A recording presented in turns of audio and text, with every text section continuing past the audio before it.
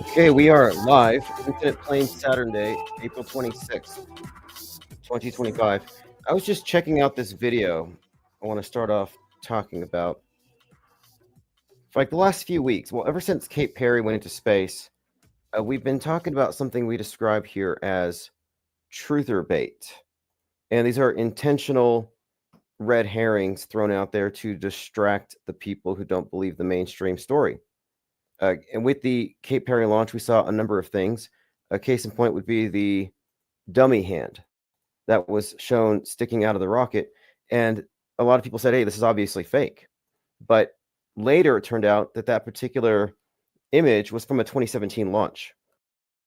So how is this 8-year-old photo getting mixed in with the real time and then being spread by these big channels? It gets mixed in with the most recent launch and makes all the conspiracy theorists look crazy. So there's a couple of points this brings up. One, there are intentional efforts to make you look crazy if you go against the mainstream, and this means that there's an active, what you'd call an active measure done to make you look crazy. There's a need to do so, which means that they are consciously hiding something. If they weren't lying, if they weren't faking stuff, they wouldn't have to do this. They wouldn't have to discredit the conspiracy theorists if there wasn't a conspiracy. Like, I think it's pretty simple, and this is standard.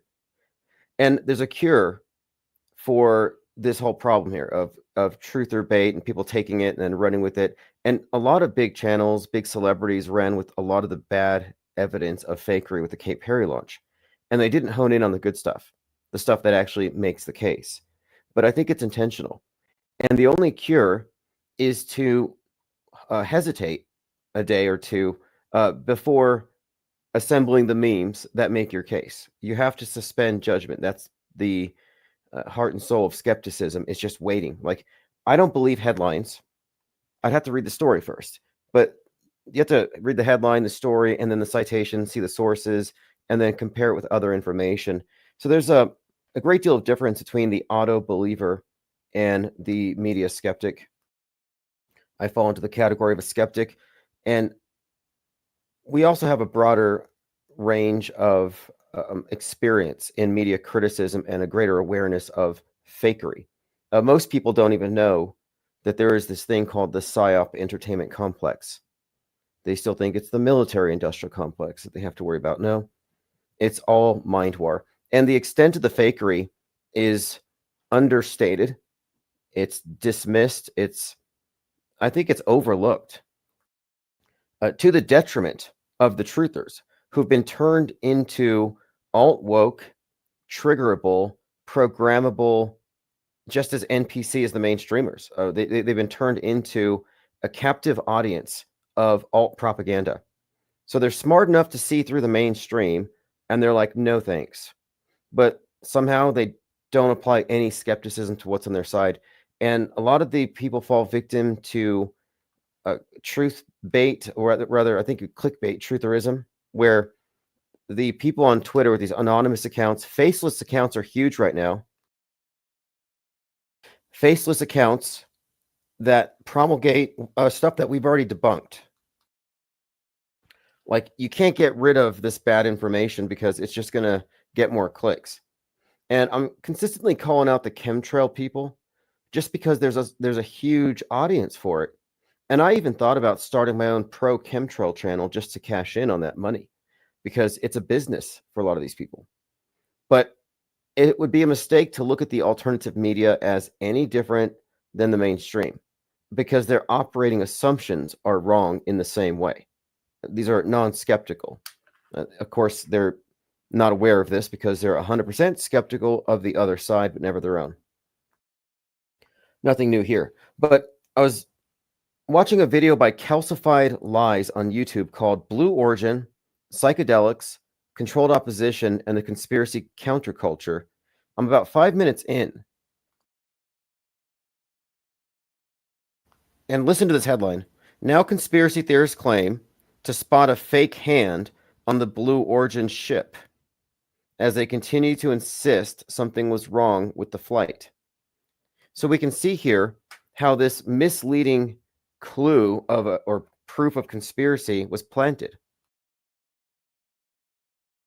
And I spread it because it was from a big channel. And I thought, there's no way this person constructed this meme with some old clip. But I didn't really promote it. I mean, I had it out there, but I thought, this could be a setup. I said the same thing with the door. I said it's quite likely that the door opening from the inside is completely possible, and maybe they had to check them and check their pulses and let them fix their hair before they symbolically open up the door with the tool. And it later came out that you don't even need a tool to open the capsule's door. It was all performative. None of this makes it real, and none of it makes Jeranism any less of a curvert for claiming to have seen the curve in that launch. In my opinion, they didn't go up to the stratosphere. They didn't go up to the Kármán line. They didn't go 50 miles up. At best, they were faking space in a studio, and then they are later brought out where they go inside the thing and they pretend. Like, I don't think it was real. I think it was a movie. I don't think that's controversial. Because if any part of it's fake, it's all fake. I don't think they would risk their lives, especially that group of female feminist icons. Kate Perry about to go on tour. You think they're going to let her get killed? Or think about Captain Kirk. William Shatner was like, what, 80-something years old? I don't know about the G-forces, but it would look very bad as far as the optics to kill a celebrity in one of your rockets. And I don't think they would take that risk. But I think it's all fake. I think that's the most likely explanation. I mean, nothing new as far as that goes. But the interesting thing about this launch was how many people were calling it fake, even big channels, but they forgot about it. Like, that was last week's news. It was a big deal. Now it's not, because they don't follow it through. They look at it in isolation, but nothing is in isolation. It's the forest of fakery. Like, oh, look at this fake tree. And they keep walking and they forget about it. It's like, no, every tree is fake. You're missing the pattern here. And they're not analyzing the context. Because if Bezos' rocket is fake, then what does it mean? Who does it implicate? Can you actually be a reasonable and thinking person and imagine that that's fake, but SpaceX is real somehow? And that's where I'm noticing it's either cognitive dissonance or they're just not thinking it through. Like, if Musk fakes anything, then it calls into question everything from NASA because they're so intertwined. Some people are still in the camp of, well, maybe they faked the moon landing to trick the Russians, not thinking that the space programs are all sharing the same special effects department. That should tell you something. That's why I think it's useless to talk about governments, plural. I'm pretty sure there's only one, just one big G. I mean, if you know any different, if you can prove it, feel free to dispute this. But if you look at the programming, the worldview warfare, top down, we already exist within a one world religious paradigm. It's decorated like something other than a religion, but that is what it is. And I do think it's noteworthy, again, that Klaus Schwab steps down the same day the Pope dies, each of them 88. I think there's some significance to this having to do with their symbolic roles. Because I would look at Klaus Schwab as something of symbolically representing the same thing that the Pope would represent. And this all ties into the idea that I think this world's ultimately under the control of a singular entity. And it's a new monotheism. And it's monolithically controlled mass media mind control. And that's not a conspiracy theory. Mind control is a fact of life. And I think that mass media has supplanted religion in this. And it's perfected. It's a perfect system. It really is. I mean, people get mad. They say, why do you call them elite? It's like, well, they control your mind. I mean, we've only recently come to certain insights that have given us the ability to even see the model, to separate the map from the territory. But these are recent advances, and it didn't come from Trutherville. Mainstream conspiracy theorists are sticking their whole head into the screen. They go into the simulation, and nothing is real to them because the news is fake. And I understand that flaw that in their reasoning. They think the news is reality. The news is fake, so reality is fake. They lose their minds. And I think that objectivism makes a lot more sense. In other words, recognizing that this is just a model. If it's fake, it has no bearing on what's out here. But I think the design here, as far as the media ecosystem, is to create the appearance of insanity so you can dismiss the fringes, whether woke or alt woke. And it's also interesting too how this Kate Perry launch really centers around the claims that critics of it are sexist. And then I'm seeing this pattern.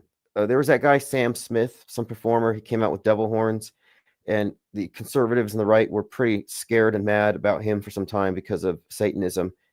And Kate Perry's getting sort of the same treatment at the moment, where now her performances are being hyper analyzed by the right wing types. And I think it goes back because she's tied in somehow, probably with Hillary Clinton or something, or she wrote a song for Kamala Harris. So it's all politicized. And my point is, the rocket launch was fake to the right, and they cite DEI, like, for not believing in it. And the left, it's real, and it's sexist to call it fake. And I noticed this pattern where nothing is accepted as fake by both sides. It's always like one side might call it, the other doesn't, but there's never a unification. We live in two different worlds that are colliding at the moment. And I identify them by the worldviews that you would, I think, associate with 1776 and 1619.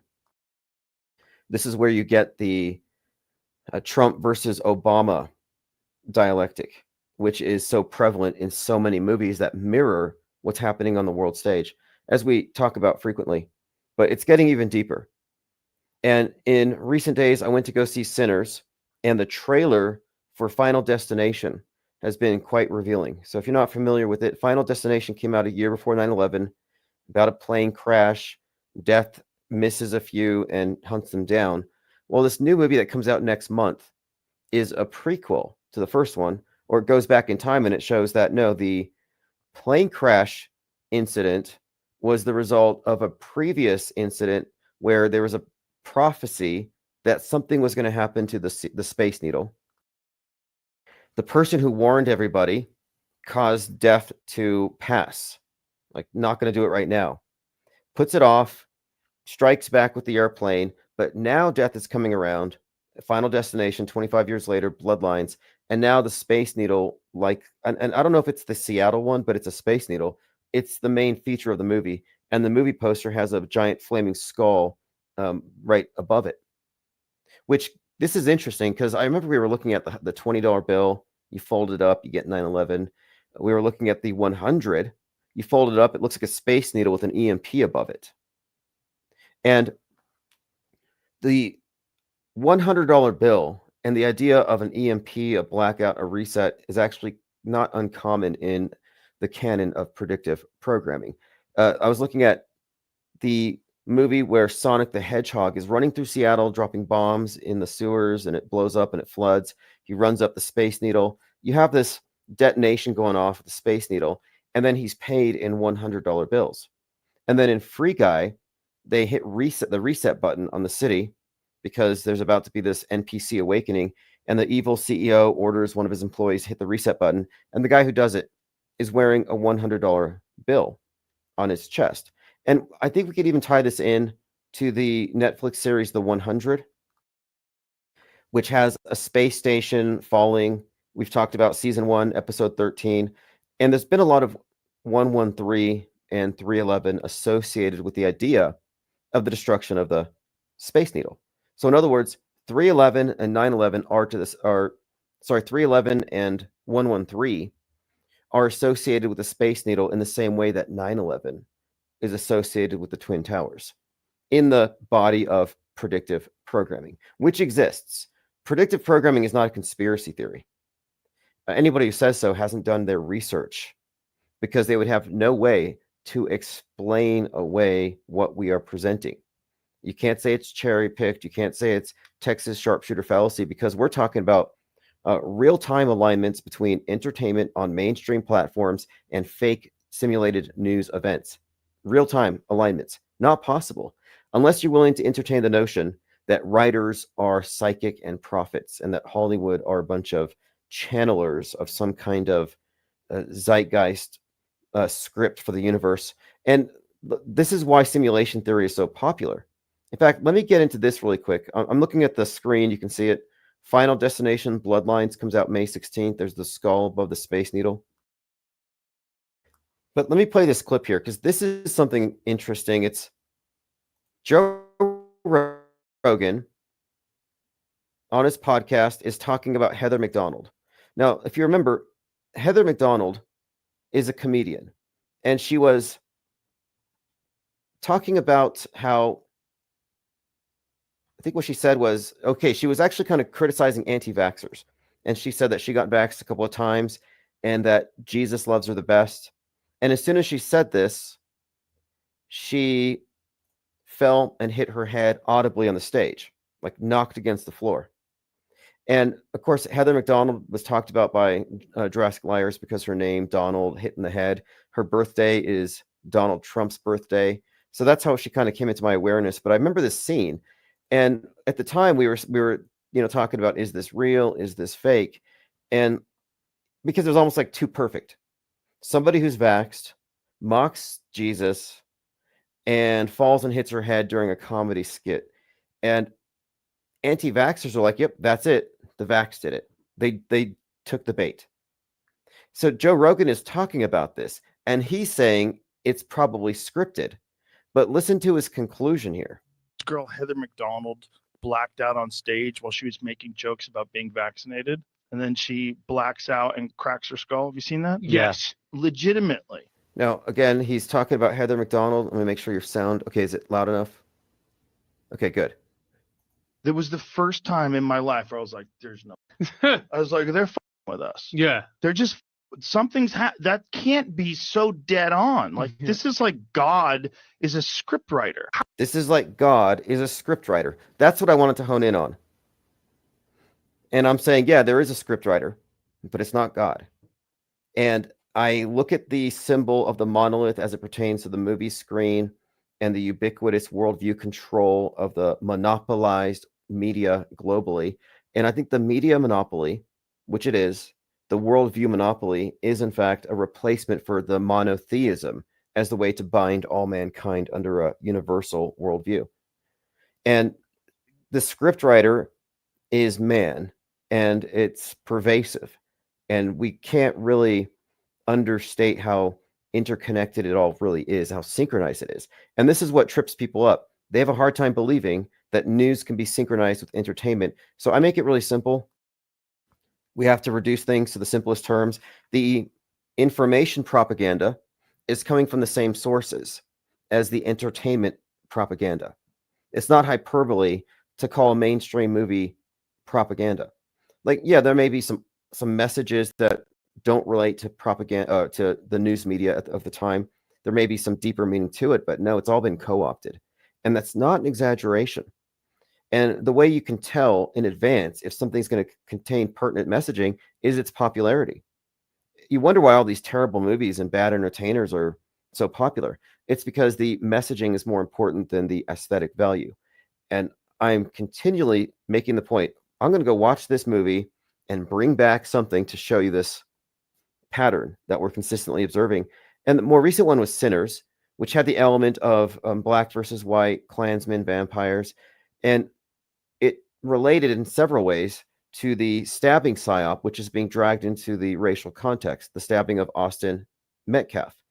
And in this context, the movie has an actor playing his own twin, and his twin dies bleeding in his arms. That's what happened at the track meet. And that kind of parallel is just one of several. Many have to do with the themes that are brought up in the movie as it relates to what is brought up in this particular event. And this event is being treated like, I describe Austin Metcalf, how he's being treated by the right as a right-wing Trayvon Martin. They're trying to spark a White Lives Matter type thing. And it's being pushed quite heavily on social media. I don't think it's organic. And it's not a coincidence that it's being pushed by a January 6er. Anybody in January 6th, any of these people who were supposedly arrested, they're all actors. They're all provocateurs, agitators, actors on the world stage. They're not organic. Like the QAnon shaman, anybody he interacts with is similarly an actor. They do not interact with the real world, with real cases. So in the stabbing case, it's a guaranteed fake hoax. And you can guarantee this is just based on Jake Lang's interaction with the father. All right, let me see who's here in chat, and then we'll continue. P. Trippa, Roxy W, Ted Stryker, Diana, thank you for joining. Tunex, Mizelle, Penguinati, Auto Hoaxer, Flozic, Garrett Summers. We got an 88 here so far. And by the way, I was looking at predictive programming in Back to the Future, all kinds of 88 references, somehow associated with the Twin Towers, which also has some memorial with 88 lights or something. Now, again, I don't practice numerology, but we're noticing these repeated themes and patterns. And if you've looked into any of the mystery schools, the Masonic stuff, it's all about numbers. It really comes down to symbolism, ciphers, numbers. And I will be taking calls, Leo friend asks. In fact, I'm going to put a link in the chat. And you can take this link and you can join in. It'll put you in a waiting room where you can listen until you're called in. Hello from Holland, says Marcel. Okay, I think we are about ready to take calls. I have a lot more to go over, which will continue to go. What's up, Rebel Black says Seattle too soon. Seattle is slated to be destroyed on June 11th.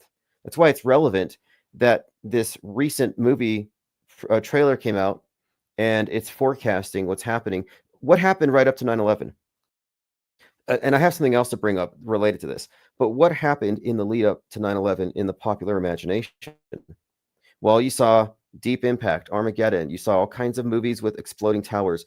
So many examples, like the X-Files spinoff, The Lone Gunman. Like, we were experiencing 9/11 through entertainment before it happened in real life, as is the pattern. This is a consistent and repeated pattern. And right now, we're seeing a buildup of Space Needle devastation. So I think it's likely that it could be now. But let me bring this up first. In Francis Ford Coppola's film Megalopolis, there was an erratic Soviet satellite named Carthage in the movie. It serves as a catalyst for societal transformation. The satellite falls in New Rome, which is like New York, symbolizing the collapse of the old system and creating the crisis that Caesar Catalina exploits to advance his utopian vision. Well, Trump is Caesar Catalina. If you follow the parallels, Trump and Caesar, and then you have Obama relates to the mayor who orchestrates the assassination attempt. And this ties into why Trump had the picture of his assassination attempt survival, where he's chanting fight, fight, and he's got the blood on his face. They put a portrait of that over where Obama's portrait used to be. There's this connection between Obama and Trump and this assassination theme that is in many movies. And it's a consistent pattern that we pointed out. But in this case, Caesar Catalina uses the incident with the Russian satellite to unite the world. Now, right now, if you look in the news, there's this Russian satellite called 2553. And it's a suspected weapons program. We're talking about space nukes, which kind of ties in with one of the video games we happen to be living through. If you look at the overlap between the fictional universes and what's happening on the world stage, U.S. officials and analysts fear that the satellite is part of a program to develop a nuclear EMP weapon capable of disabling the entire satellite constellation of Starlink. So I brought this up before, the idea that they could EMP Starlink and they would rain down on us, like forcing lockdowns, space junk helmet. You thought masks were annoying? Wait till they make you wear a space junk helmet.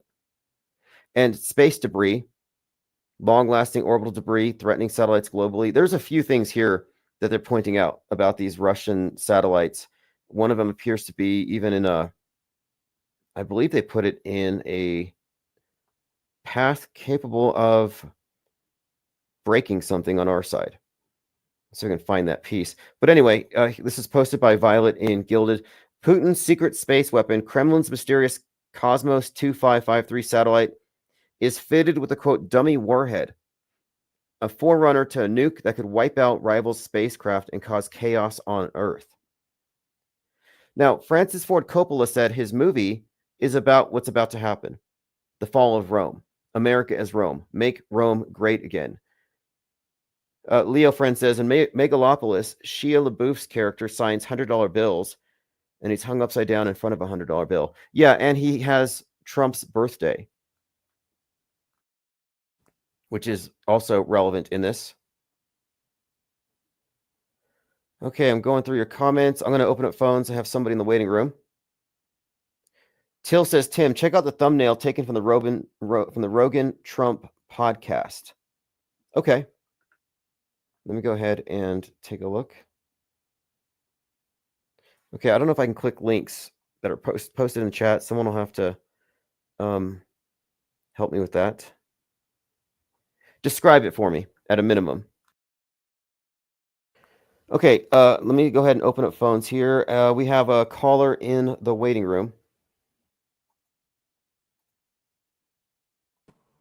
Hey, Tim. Caller? Hey, what's going on?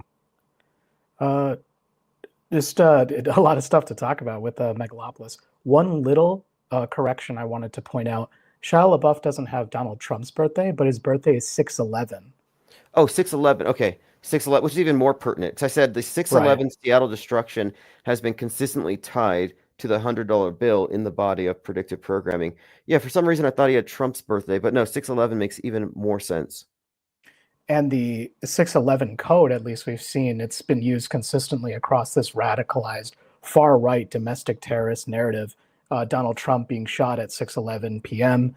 in the film Sound of Freedom. The pendant the main character was given had Timothy 6/11 on it, and Timothy McVeigh was executed on 6/11 as well. So there's this consistent line of it. And I like what you said before. It's not that I practice numerology, or you or me, or that we believe it. We are merely observing or decoding the religion of the world stage directors.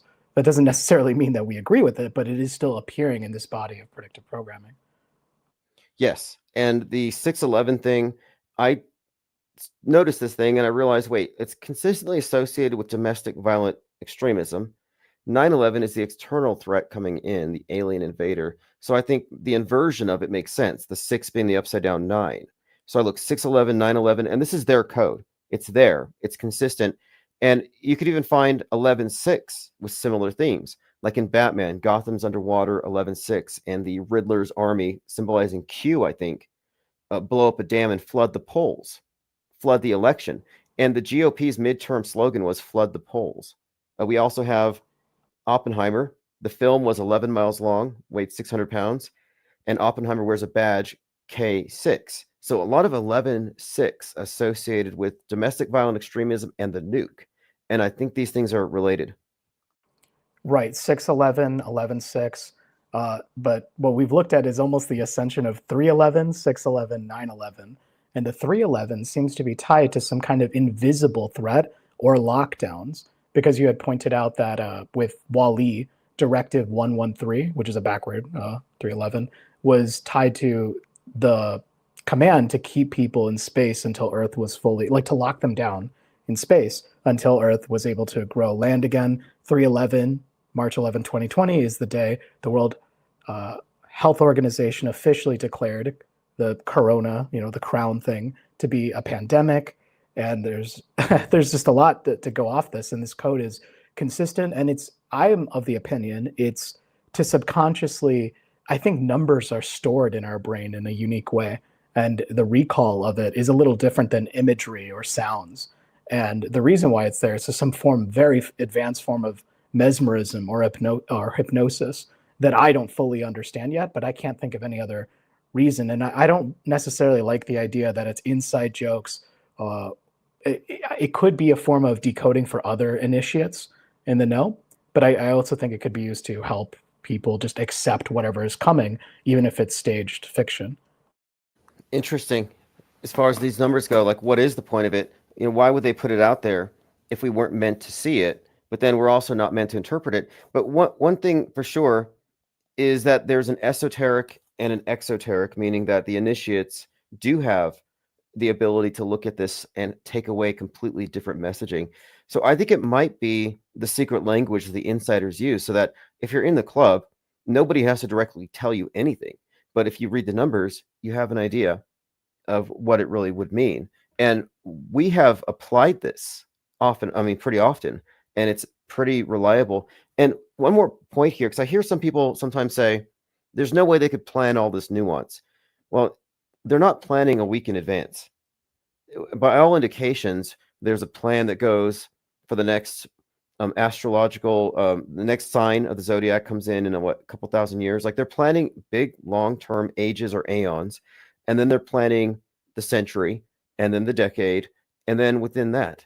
So I think that when you look at the long-term planning that goes into writing our history that they're performing for us on the world stage, it's perfectly explainable. 9/11 was easily planned before the towers were built.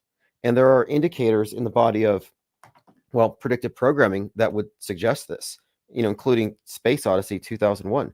They came out at the same time. That movie foreshadowed the destruction of the Twin Towers, which weren't even completely built when the movie was released. Yeah, and to think of it in terms of broad strokes is really good because it's how you do an art project, right? If you start out with a very high level outline, then you narrow it down to a script, and then you get actors, then you get, it's put up for a bid for which director, which studio will pay for it. And that's essentially what the world stage system is. They write out history so far in advance in broad strokes. And then as they near these times, they use the existing entertainment system or how much control they can exert, and distribute it that way. And it's seen through entertainment, it's seen through government, it's seen through academia, really the whole, I think it was the GAME was the acronym used. It's, what is it? Government, academia, media, and education, right? It's really just distributed all that way. Yes, the game program, entertainment. Yeah, the idea that entertainment is separate from the news media is one of the, I think, one of the big blind spots that keeps people from seeing the big picture. And we're looking at this thing as a gestalt, as concerted messaging across all platforms, assuming all of it has been co-opted. And the evidence is there.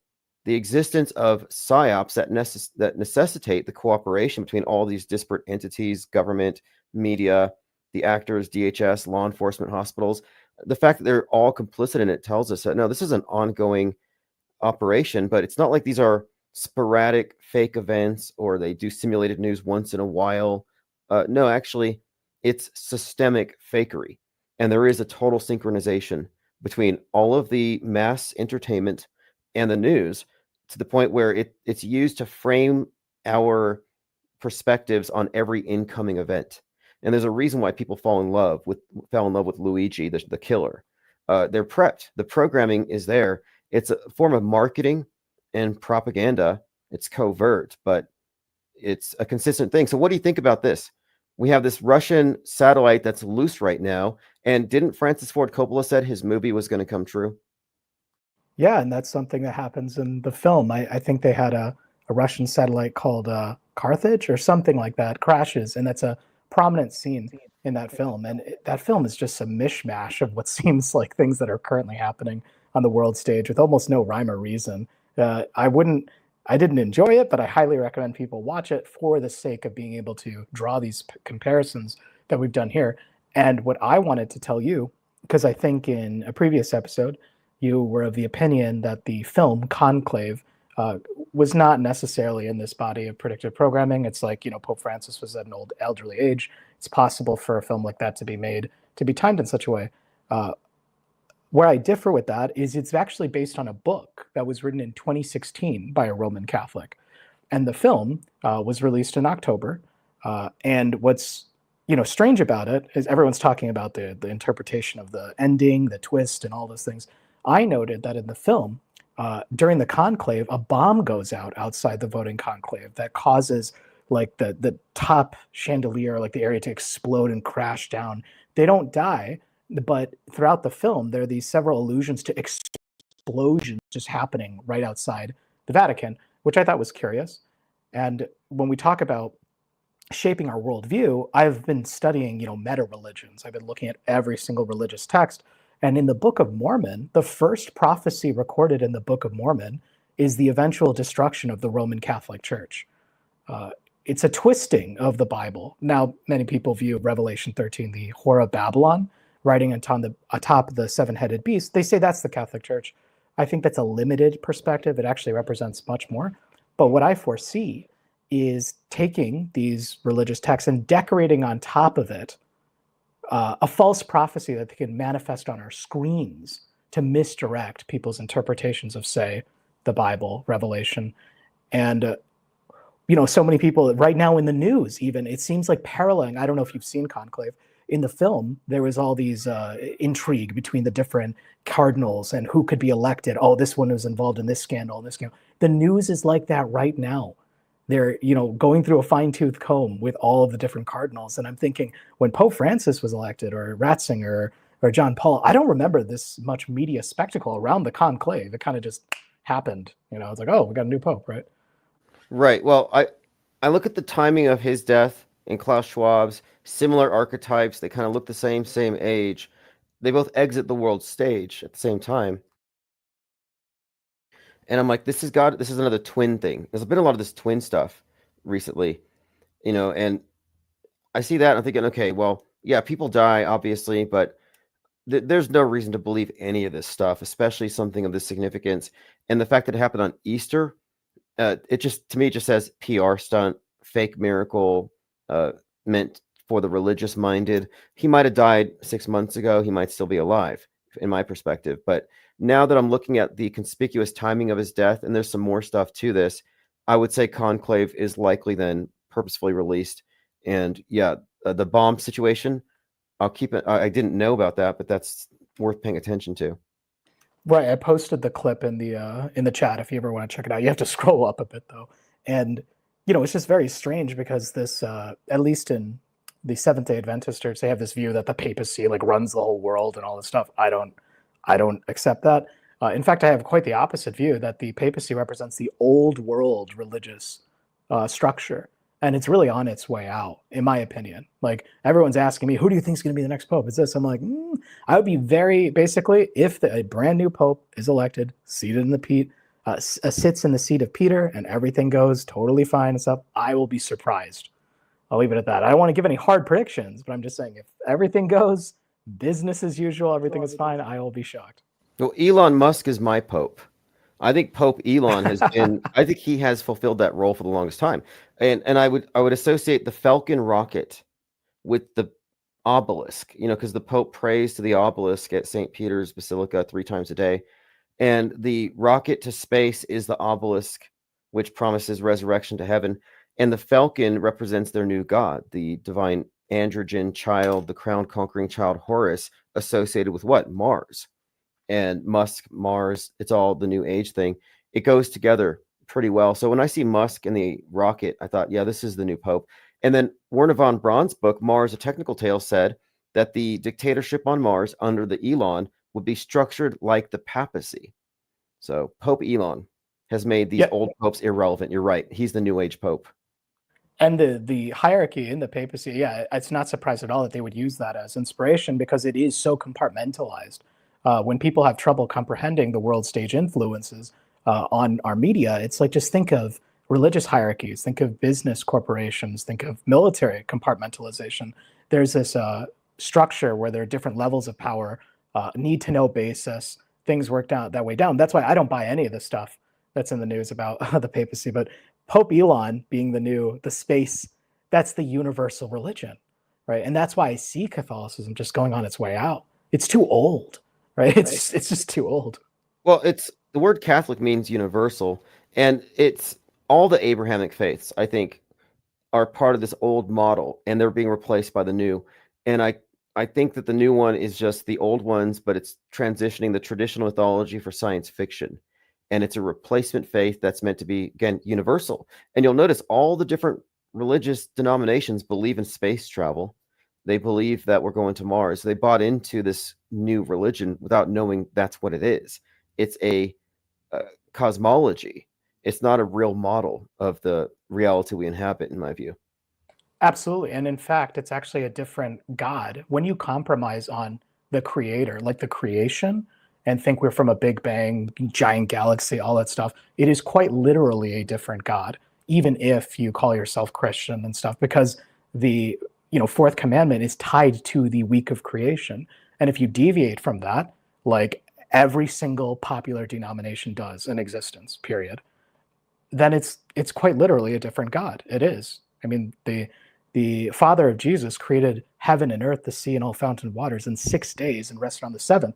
But to the Protestants, Catholics, to the Abrahamic religions, if you will, actually it was from a big bang and over billions of years. And I remember this, early 2000s or something, there was this big debate, is evolution real? And they had these actor Christians who were all like, no, it's not. And then they were easily debunked, moved on. Now we just, come on, evolution is just a reality. The Big Bang is a reality. We're in an expanding universe. This is axiomatic to the world religion. Yes. And hey, what do you think about Joe Rogan noting the incident with Heather McDonald hitting the ground being so perfectly scripted that he said, God must have scripted this?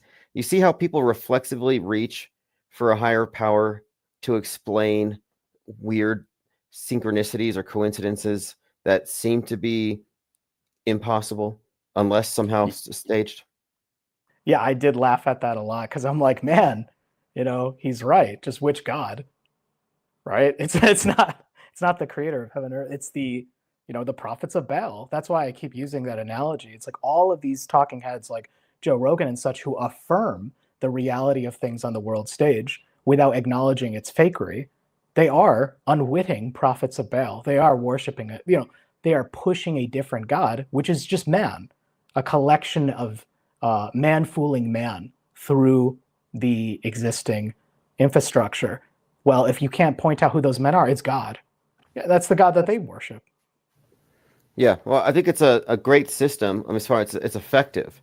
This idea of creating God constructs and then working through it as a proxy and people not realizing, it's like the man behind the curtain thing. And we do live in that type of situation where people are mesmerized by the magic show and they don't look backstage. And yeah, Joe Rogan and others, all these big podcasters, they're so insulated, they may not be aware of it. That's why they seem so mind blown when they see these glitches in the matrix, because they think they're seeing glitches in the matrix. I've heard him default to, this could only be true because we live in a simulation so many times. And that's a default explanation for things that don't make sense on TV. And I'm saying that is a problematic way of looking at things. It means you're confusing what is broadcast for the real thing. And it is the direction most people go. But obviously we see the consequences of that. Deeper levels of mind programming for alternative thinkers. And the way out of it is identifying with specificity the fakery. And something I find curious about the synchromystics is they seem to downplay the fakery, if even talking about it at all. Instead, they just stay at the mind blown, like, whoa, look, Back to the Future, Biff Tannen, Trump, when he was at this conference, he looks like Biff Tannen, the guys behind it. I'm like, well, great, that's compelling evidence that whoever coordinated that press conference with Trump, that means that they used the trappings of Back to the Future to stage it that way. Instead, they don't ever go that far. They're just like, whoa, isn't that weird? That's kind of strange. Simulation-y, right? I was there for a long time. I would notice these things, specifically the subtext in movies, and I thought, okay, there's something at work here, and it's evidence of synchronicities working through these big movies. And so it gets you into this realm of entertaining the idea that we live in a simulation. But once you see through it, once you recognize the intentionality, and you can arrive at this by just looking at the drills, the mundane political agendas behind these things. Once you see how it's just propaganda in the information, propaganda in the entertainment, it's a form of advertising and manipulation, then it's no longer mind-blowing. It's predictable. Now I see coincidences in the movies and the news, and I'm like, here's another one. It's just routine for us. Whereas others are like with the Luigi thing, there were people who thought that certain coincidences with Luigi in the story meant we're in a video game. And that default explanation, it's kind of short-sighted and a bit lazy, and it's a cul-de-sac. It's an intellectual cul-de-sac, and it holds a lot of people in a I guess you would call it a simulation. Like they enter into this alternate reality game. It's a form of, I would say, like almost like a religious paradigm where you have certain things that don't align with the real world. It's kind of culty, divorced from reality in a little bit, in a way. It's a way of mystifying the fakery. So Trump being shot at 6:11 p.m. was taken up by Steve Bannon, who claimed that was tied to Ephesians 6:11, that Trump wears the full armor of God. In the Luigi story, the number 286 appeared all over the place in his follower count. There was Owen Schroyer of Infowars did this like, TikTok waving finger soy face reaction breakdown of it. And my favorite part, the reason why I had to call it out, he tied it to the Pokédex number 286 was Breloom or something. He tied that to Proverbs 28:6 and claimed that was right, just total nonsense. But really, that's how you mystify the fakery. These Easter eggs being planted shows foreknowledge, shows artistry, shows that it was staged. Right. That's the main point of it, I think, is they want to mystify the fakery. So again, you see a glitch in the matrix, as in the propaganda, and now you think reality is fake. And that's the purpose of it. It's the same thing with the Mandela effect. That they want to take you out of objective reality, so you're no longer a witness. You're no longer a credible witness. So on the one hand, you're like, well, I think these planes are CGI, and this whole event was a simulation. But I also think reality is a simulation, and the tags on my underwear change, and logos are constantly morphing. Like, if you're Mandela affected, you're no longer a valid eyewitness for anything, and you shouldn't be telling me about the body counts and the latest mass shooting, because you're saying reality's fake. So what does it mean to say that news is fake at that point? Yeah, and I think required viewing for everyone here, anyone watching this VOD, is Mirage Men. I was about halfway through it when you started streaming, so I'll keep going through it. But from what I've seen so far, it is absolutely just shocking. It's like the Air Force really worked on ruining a guy's life for the sake of maintaining national security by feeding him false information to feed into the UFO delusion. Just, decorate the idea of aircraft research with actually you saw UFOs, and the NSA even got involved and started intercepting some of the messages he was decoding to give him. So they just fed him information that already fit into the biases that he had. And that's essentially what's happening on the world stage with the Kate Perry space launch. Most people are against DEI and think women are incompetent and aren't qualified to do these kinds of things. So of course they'll call it fake, but with bad evidence and not seeing the big picture at the same time. Right, because Musk, when he does it, it's real. Elon Musk rockets are real, Bezos's are fake. It just depends if you're Republican or Democrat. Like, these are political opinions, and they're really shallow.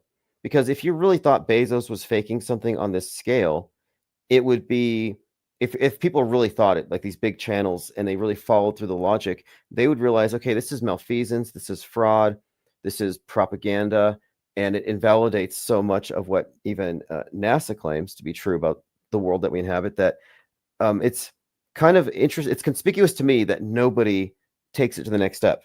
Like, it's yesterday's news that they might have faked this thing. Like, they don't take it that far. Same thing with the Trump Butler, Pennsylvania hoax. There are people who will say, yeah, that ear thing was fake, but the fireman really got shot. Or they're willing to entertain it was fake, but they don't follow the leads. Because what it says is, well, your media is working together, both sides. They're both in on it. The Secret Service is in on it. And anyway, it opens up a can of worms, and just seems like they're not equipped to confront that can of worms. They don't want that depth. They're just happy with a few memes, some engagement, and it's on to the next thing. The implications are too huge, basically, because for something like that to be fake, that means it would require the involvement of both political parties. It would require police involvement. It would require all of the audience members who are in the film, the quote unquote live footage, to be involved. And people cannot comprehend that scale of fakery, even though it's standard operating procedure. It's really not that crazy. And it correlating to media fiction, it's like, we call that propaganda. So people react in very angry ways. They call it, like, saying you're crazy. Why would you ever say that? Or you're a libtard. I've been called that a couple of times for saying that was fake. And I'm like, no, what happened in Butler is not a unique thing, right? It's not unique. There are so many other examples, and it's par of the course for this world stage shaping, worldview shaping that's done by our governments. And going back to Mirage Men, I think it's fascinating that it does focus on the Air Force, because I think in pop culture, it's pretty acceptable to call out like the CIA, the NSA, also NASA as well, right? Like, but the Air Force, it's tied to the space The Space Force program, I think it makes perfect sense that the Air Force would be at the forefront of disinformation campaigns, especially because they control the sky, right? They have seen what's above the Kármán line, if you will, right? And then, well, yeah, look, they I probably think too, because I'm wondering too, I'm like, why is it that all these UFO channels are so popular? Do people really care that much, or is it artificially propped up? And what it looks like to me is that the Air Force has indeed, it's the same thing, because yeah, Air Force is real, but Space Force is where it gets to the realm of mind control and fakery. But they would have an interest in maintaining these illusions. And I also think that they're behind chemtrails. Like, I think a lot of the popular conspiracy theories that never go away, that are obviously being, I guess, promulgated by some entity somewhere for money or mind control purposes, I think they're behind, like the Air Force is probably behind chemtrails. And one thing that's true too is that the Air Force recognized the problem that persistent chemtrails represented when it comes to you're sending your aircraft to go do something, you're leaving a trail, they can see where you're going. So they already figured out back in the 50s how to calculate the altitudes to avoid to not leave persistent trails, because they realized it's purely the result of hot jet exhaust at certain altitudes in the rarefied cold air. And that's it. So if the Air Force has known that condensation trails are predictable and avoidable, then that debunks the idea of chemtrails. It's been debunked before. I mean, it was never even a valid theory. But the fact that it's consistently promoted, and it's been promoted, I think it started actually with AM radios coast to coast. Art Bell. Art Bell started the chemtrail nonsense. And that's relevant here because he also platformed Whitney Strieber, who the guy said he was abducted by aliens and probed. He also, with Whitney Strieber, wrote the first climate change science fiction called The Coming Superstorm. So anyway, I think these are all operations. I just had a thought as well that depending on what level a psyop or a staged or news-produced event occurs, that's the department involved. So if it's in the skies, it's the Air Force. If it's in space, it's the NASA. If it's in the internet, it's the NSA. If it's in the streets, it's the CIA. Just a thought, just a correlative thought. I don't have any, proof for that. It was just a intuition. But in Mind War by Lieutenant Michael Aquino, he does talk about collaborations with the PSYOP department and the NSA and others. That's not, collaborations between departments is not unheard of. That's completely fine, right? And yeah, and I think knowing the origins of such things like chemtrails and even the UFO phenomenon, it's like that's hugely important, because this thing that grows so big, you need to go, where did it start? And in the Mirage Men documentary, when he was told by someone from the OSI and the Air Force, he said, yeah, this was intentional. This was made. He still didn't believe it. And he was even institutionalized. And I think that documentary, I think it came out in 2013, independent documentary, absolutely required viewing, because that is a much more horrifying atrocity committed by the government. They made someone go into an insane asylum, right? Well, also consider too how they use this movement they created around UFOs to do conferences to get the names and addresses and information of anybody who went to those hotels. These are big honeypots. And I'm like, okay, they're honeypotting the people who might be risks, who might see too much, know too much, and getting them into a group they can study and then disinform with these limited hangout operations. And so when I went to a Flat Earth conference, the first thing was I was approached by a very questionable figure. And he was like, have you read the Protocols of the Learned Elders of Zion? And I laughed because I thought he was joking. I thought everybody knew that was a hoax. And then these other guys pushing chemtrails, this other booth is so these are like standard conspiracy theories that all get lumped into the same group. And I looked at this thinking, okay, wait a minute here. This is some type of an intelligence gathering operation. I think all these people with a lot of propaganda and CDs and slick productions, I think most of them there are attached to intelligence. And we have evidence for this. I mean, we had really terrible criminals on parole who were made the face of this conference. And it was kind of a pattern. So it seems to me that, yeah, there's law enforcement, there's feds, there's intelligence agents all over the conspiracy subculture. Yeah, and if in the past they did it with conferences, and they still do, you can only imagine how they do it online today with Discord and friend groups. I will say, I think it was like 2018 or so in my friend group, we had someone who we proved was a Fed actually by, I didn't do it. I know some other people who looked into him, reverse engineered some of his usernames and stuff and looked at dehash. He was actually a former paramilitary trooper and was married to someone who attended DEF CON and others. He was literally a Fed. And the way he talked, the topics he would bring up, we were just like, who are you again? Like, where did you come from? Why are you asking us these questions? So it's admitted. The feds can't directly go into Discord, but it's admitted that they pay people on contracts to go into Discord servers.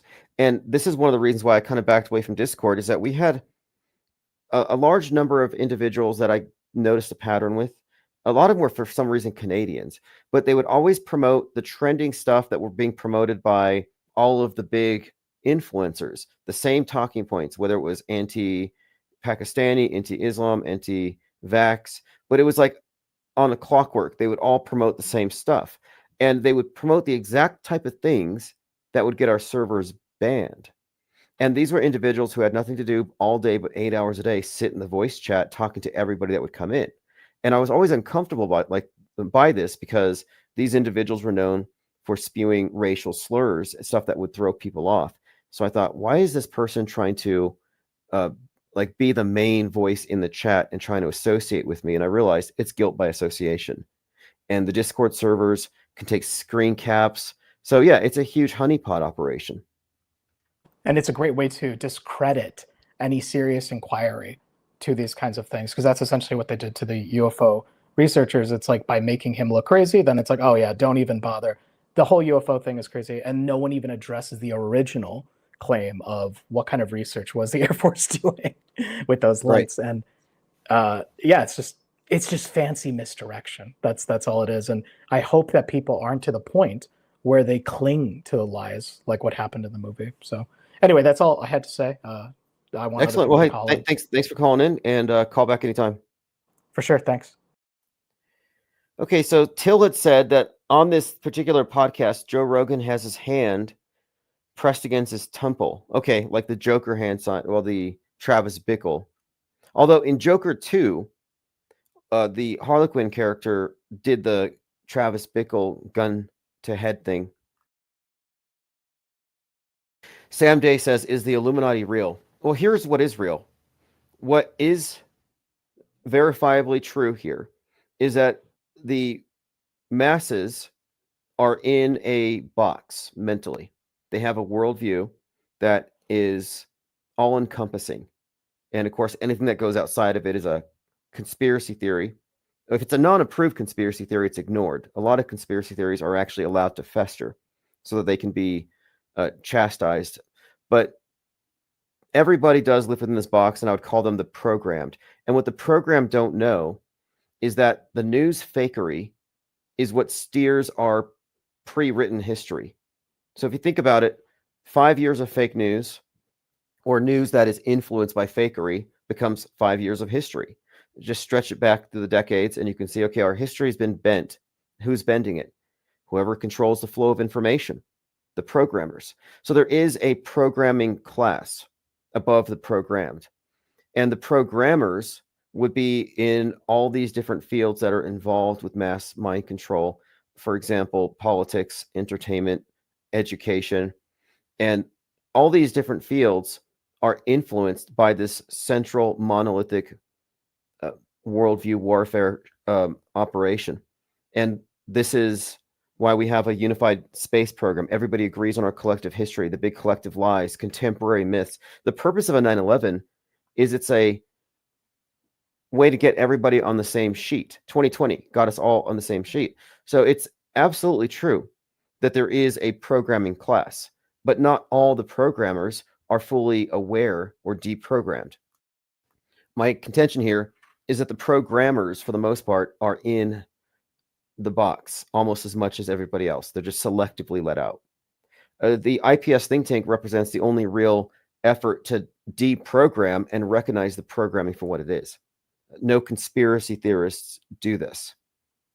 And then if you look at the iconography, the symbolism, the all-seeing eye on the pyramid, 1776, the architecture. Architecture is how the secret societies communicate.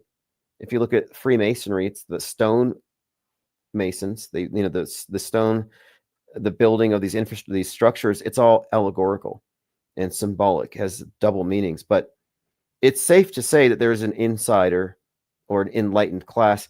And the word Illuminati, the term, you can use it kind of loosely. But if you look at the basic structure of any initiatory society, we'll just take, for example, Freemasonry, but this is true with the OTO, the Order of the Templars, the Orient, and all these offshoots.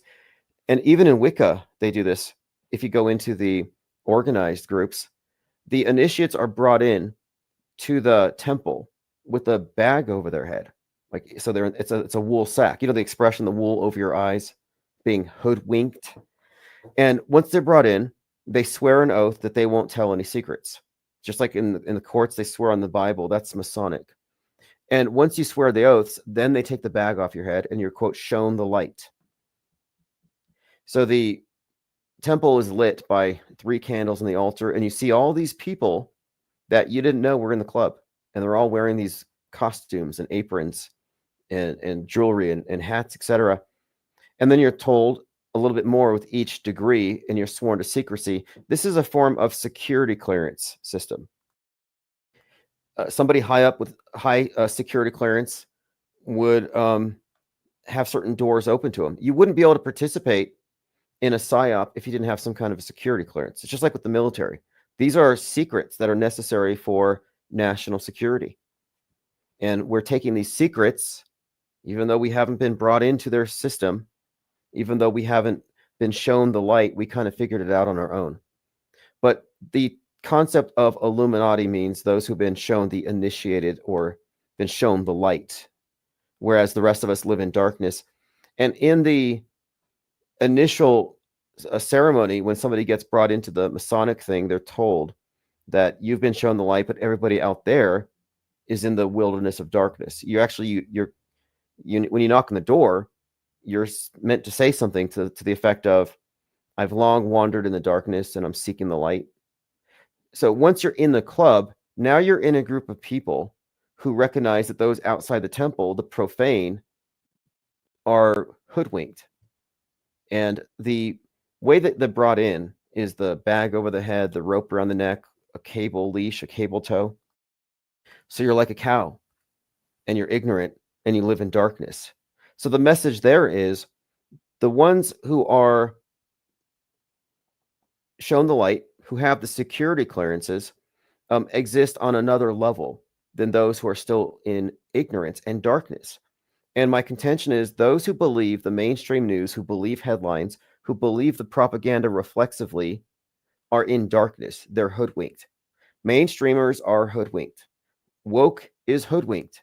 Alt woke is alt hoodwinked. None of them have been shown the light. The light is what happens when you remove the screen. The screen, the ubiquitous screen, is the new hoodwink. It's the wool over the eyes. And once you remove its presupposition of objective reality that you can observe and get an idea of what's going on in the world, once you remove that, then it all makes sense. So if there is an Illuminati, it's just those who are privy to how this thing works. And the IPS is something of a similar idea, but it's open source. You don't have to sign your name in blood.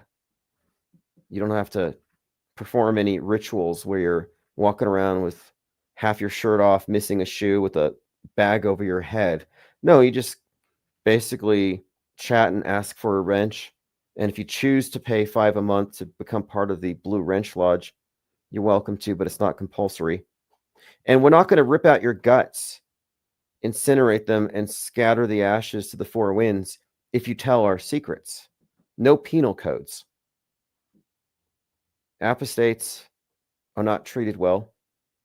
By the way, speaking of Masons, back in, I think this was 2006, they had Kanye West, new chapter for a Masonic temple, April 20th, 2006. Canadian rocker Sam Roberts and hip-hop artist Kanye West cut the ribbon Tuesday evening on Toronto's freshly renovated Masonic temple. a venue with more rebirths than even Shirley MacLaine. Now, it doesn't mean he is a Mason, but somebody sent me that link, and he's kind of been in the news lately for things that I don't even want to talk about. I mean, you can only shock people so much. Like, what's next? How much further can you go? It probably will go further. Jungle Jim says, another 100 subs over the last few weeks. The raft is growing. It's keeping you warm and buoyant like the video. Yeah, we are expanding. The numbers are up, and it's only going to get better as we improve our analysis here and our model. And really quick, forget about flat versus round. We all have an internal model of the world that we exist within, which is based on our experiences, our education, our worldly wisdom, whatever we've accrued, but also our presuppositions and how we interpret things. Like, there's a lot that goes into our models of the world. The mainstream model of the world is reality is what I experience, plus what I'm told is happening, usually in other places. So it's really just you're getting a lot of information secondhand. It's outsourced by necessity. The conspiracy theorists have a slightly different model, and that one involves this idea of a nefarious controller that is being covered up by the mainstream. So they're mostly correct in that there's a conspiracy, but they're wrong in thinking that they're fighting against it. If you're part of the opposition to the mainstream, you're actually part of a dialectic they set up. You're on a team. You're not actually objecting to the Psywar. You're taking part in it. Listen to this really quick. Paper Michelian Pope, says Diana Southard. I haven't seen the pictures of him, but I on the actually I did see one picture. They said he had like a bruise on his eye, which doesn't make sense because you'd think that they would put makeup on it. That's what the mortician does. So if there was a bruise on his eye, I don't know why they wouldn't have covered that up. But listen to this. This could be random, but this to me might suggest that we're looking at a staged timed death. Francis's age and time of death match his soccer club number, which it's a club in the Argentine club that he supported. So he was member 88235. He died at 88 at 2:35 a.m. Does that mean anything? I don't know. Although a few more of these things, these types of alignments, begins to create a picture here of, yeah, it's scripted and it might be a lot more nuanced than we think. But the general interpretation is going to be God or perhaps the universe. Something about the Kate Perry mission here, her hair. Why is her hair just kind of flared out to the side? How come it's not doing like Suni Williams? Just look at the comparison. Can anybody here that believes in space travel explain to me why Kate Perry's hair isn't levitating? What's going on? I mean, I realize that they only had 4 minutes in 0G, but what's the difference here? This is a dead giveaway. They have not been able to figure this out, and they're not getting any better. Thank you, Copaesthetic. 20 new Blue Wrench members. And I do plan to be using a lot more of the features with YouTube where I can put up videos for members only. I'm just trying to narrow down. I guess what I should do next, I have a Gabby Petito deep dive that I've been working on. I should fix that up tonight. A couple of other things. Based on the launch time on the Kate Perry launch, because they were all looking at the moon should have been below the horizon. It should not have been visible. Here's the information on it. The Blue Origin NS31 launched from West Texas, 31 by 104, north and west latitude, April 14th at 8:30 a.m. At that exact time, the near full moon was below the horizon and the altitude was negative due to its position in the western sky. From the ground, they could have not have seen the moon. At apogee, the extended horizon might have allowed a marginal view if it was just below the horizon, but given its altitude of -5 to -10, improbable that they would have seen it clearly, if at all. So the moon should not have been visible. And if you saw the footage, you can see the entire moon. Probably fake. Can I touch on the Epstein victim's suicide? Yeah, I have Epstein fatigue. I have deep state fatigue. I have QAnon fatigue. At this point, I think it's all just a big hoax. You know, there's just been this endless and the only person that you can really, I don't know, see, I guess Donald Trump. You know, how many times has he been on the flight? But I don't know. I can't really see anybody really ever exposing anything with this. The whole thing just seems like a farce. Does anybody still hold out hope that something's going to happen with Epstein? One of his so-called victims suicided. Just seems so fake to me. It seems like a made-for-TV conspiracy theory. A huge nothing burger. Like this Epstein thing's like 10 years old. All this stuff about save the children, the truth's going to come out, mass arrests. It's a bunch of bad hopium. And I hate to, dredge that up. I think we should just let it go.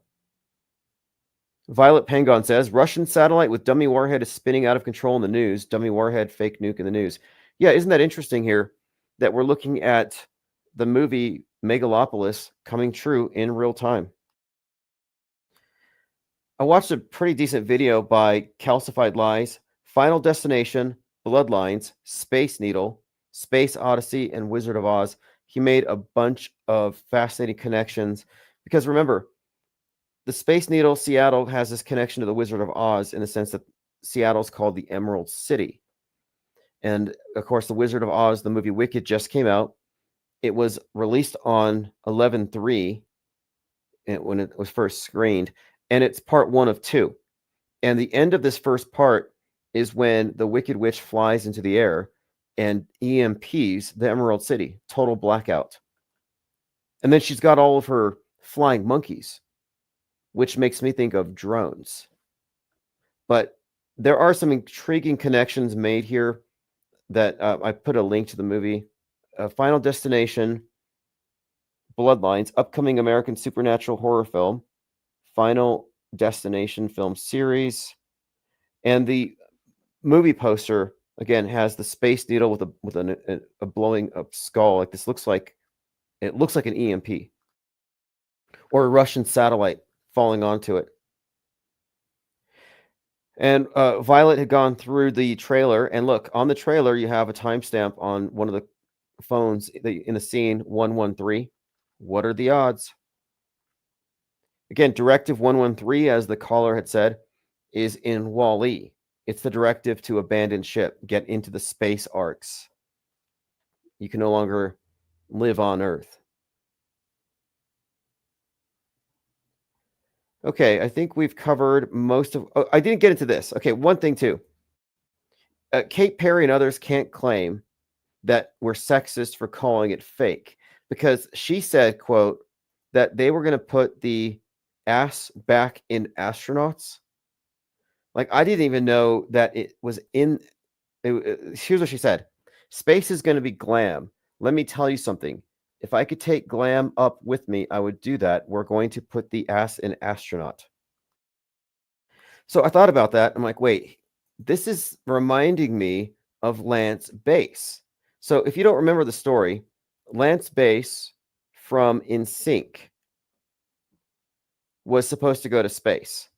And here's an article from several years ago. It says, it was pretty barbaric. This is Lance Bass from NSYNC. It's a pretty standard medical test for aspiring astronauts, but nothing prepared Bass for how horrific and degrading his colonoscopy in Russia would be. According to the singer, he was awake during the procedure and the Russian doctors laughed at him. He said it was barbaric. I'm sitting there and they're doing the procedure with a lot of doctors in the room. I have tears coming down my eyes because it hurts so bad and they're laughing. I asked my translator why they're laughing. Anyway, they make this horrible joke while he's on the table. Okay, so I'm thinking, this is bizarre. I had to look up the story because I remember wasn't there something about Lance Bass and the doctors being really like crazy? So I look him up, and guess what happened yesterday? Lance Bass was on People Magazine. He was on AOL.com. He was mainstream news yesterday. Lance Bass posts cheeky pic from colonoscopy and urges others to get them too. Lance Bass, this was from a couple of days ago. So why is this guy known for this? I don't know. I mean, this makes no sense to me. But just coincidentally, I looked him up to find the story, and there's a new story about the same thing. I mean, how many times do we need to see him on a medical bed after having undergone a very uncomfortable procedure? Well, here's 2 times. Bizarre. Let me open up phones, because you can access this by using the link below. But if it's easier to call in, I can put the number up and turn the phone on. There's the link. And maybe there's one other thing to bring up here with Kate Perry. That video from Calcified Lies is making these connections between the Emerald City, the Space Needle, and how in this trailer for Final Destination, the girl who is warning everybody that there's going to be a disaster is dressed like Dorothy from The Wizard of Oz. And I thought that's notable, because there's a thing with Dorothy that we can connect to a few other characters, like Dolores in Westworld, who wears a similar dress. And Westworld is sort of like Oz, where the man in black is like the Wizard of Oz. And it all kind of pertains to the story of Persephone in the underworld. But interestingly enough, Kate Perry dressed up as Dorothy for this Wizard of Oz themed American Idol debut. So there was this American Idol skit where she's Dorothy. But the connection here I'm making is that she just went up to space, her little space odyssey, and then this Dorothy character is in this Space Needle in this trailer in the Emerald City. And then here we have, of course, Kate Perry in the Emerald City. May not be anything, but the timing is conspicuous because there's overlapping symbolic meaning behind the Space Needle, the One World Trade Tower, and the symbol of the obelisk in general, as it pertains to this,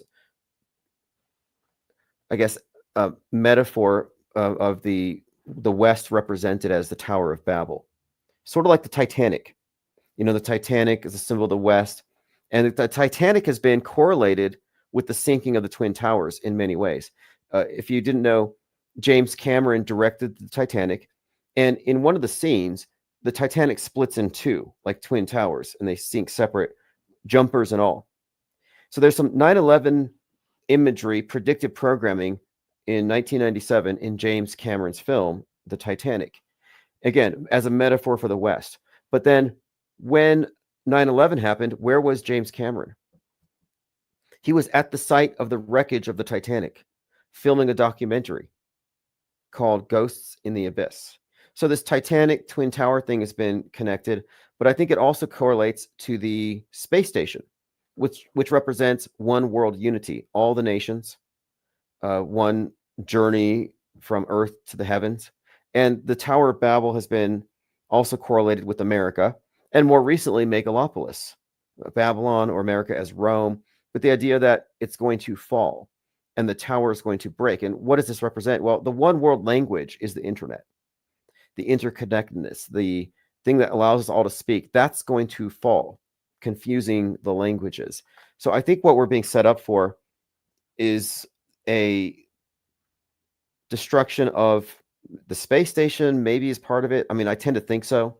I mentioned the significance of the $100 bill and the series, The 100, season 1, episode 13. There's that number again, where it falls from the sky. Repeated theme.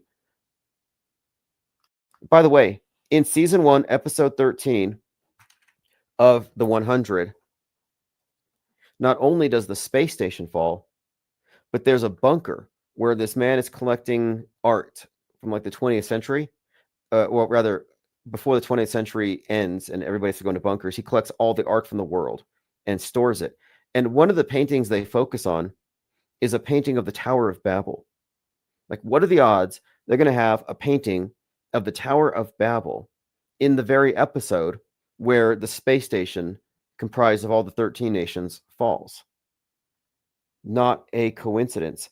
And one more thing, in 2019, they put something like $100 million into the Space Needle in Seattle, which is next to the Electronic Music Project, EMP.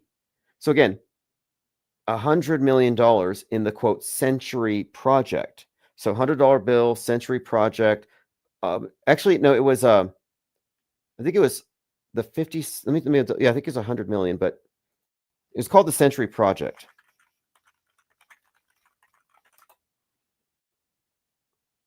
Yeah, here we go. A significant redesign to preserve the Space Needle's legacy. But my point is, this could be the money and the funding. This $100 million could be what they're using to set up the magic show when they destroy the Space Needle. They could be using this as a cover. The renovations, the building it back better could all just be a cover for setting it up for its impending downfall. And by the way, one more connection here. People have been talking about Austin Metcalf and this particular psyop, how he's wearing a 33 jersey in one of the pictures. But here's another one. What numbers do you see standing out with this particular character?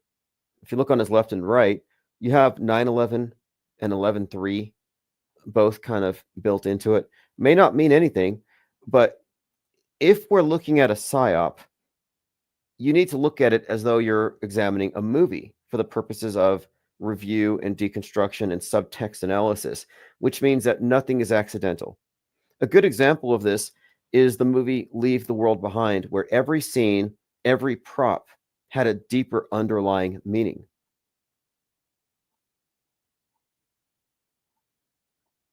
All right, I'm going to open up phones. I just want to make sure that the phone numbers don't go up on the screen. I want to protect the privacy of our callers. So I believe Jurassic Liars said he wanted to call in. The number is 505-510-4226. I'll pin it on the screen. And I'll do my best to conceal anybody's numbers here. Okay, here we go.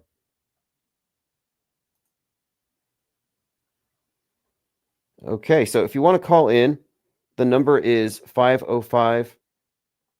505-510-4226.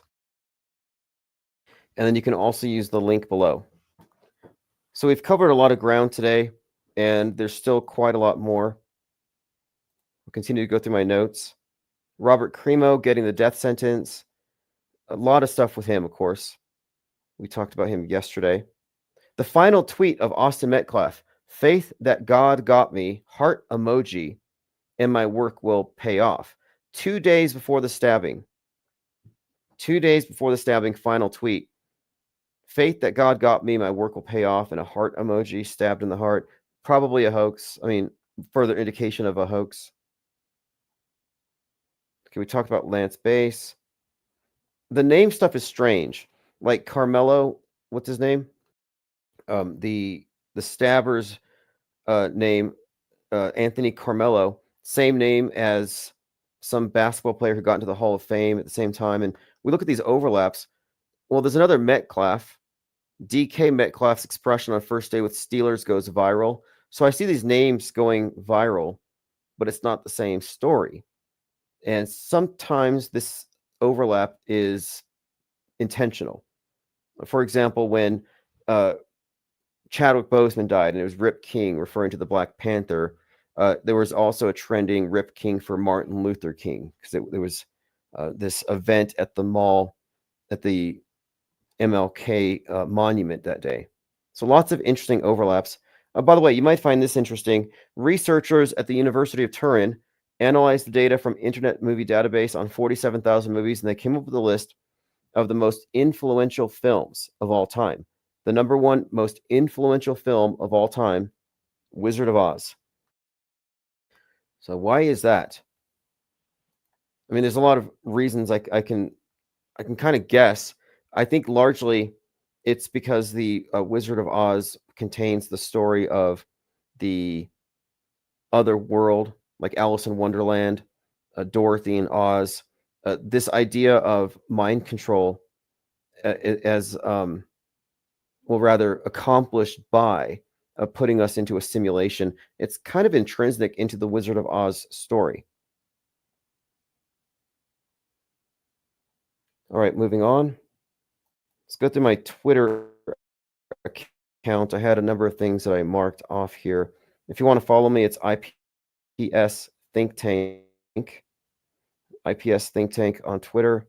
I'm also live there, and the archives do pop up there as well. Okay, let's see here. Mark Hamill. Now, Mark Hamill is Luke Skywalker.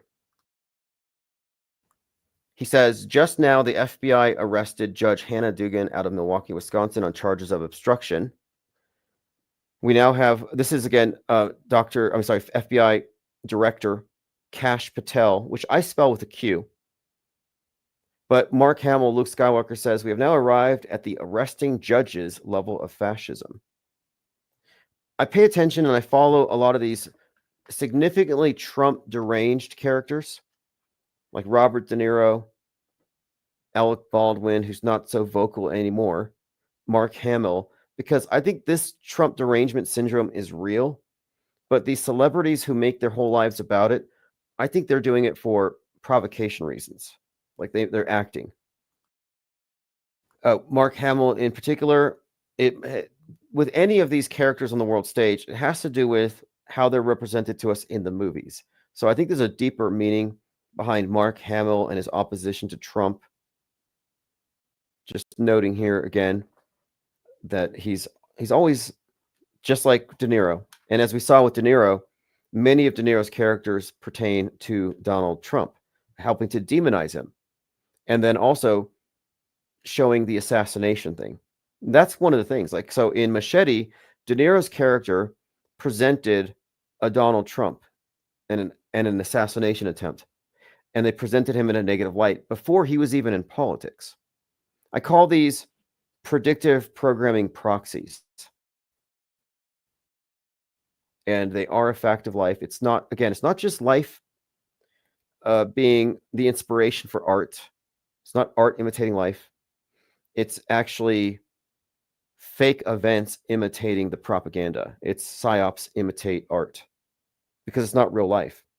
I've been talking a lot about Laura Loomer and how suddenly she's this important character on the world stage because she's a national security risk.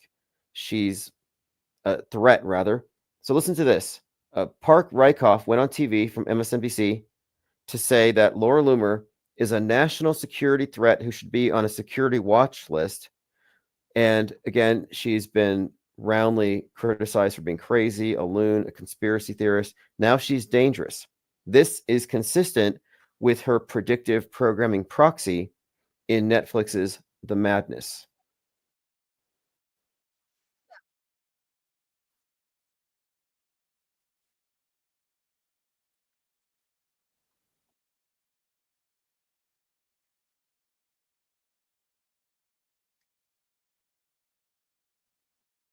He said extremist Laura Loomer, who denied 9/11. Let me fix the audio on this. The way they put these things, denied 9/11. No, I think if anything, she probably is a 9/11 truther. They don't deny it happened. They just tend to say that somebody else is responsible. So that's kind of how it works. But let me play a short clip just so you can hear this attitude towards Laura Loomer that's been very popular. And this is, like, to me, an indication of that she's being set up for something. They're preparing for something. Advising President Trump on who to fire in the military.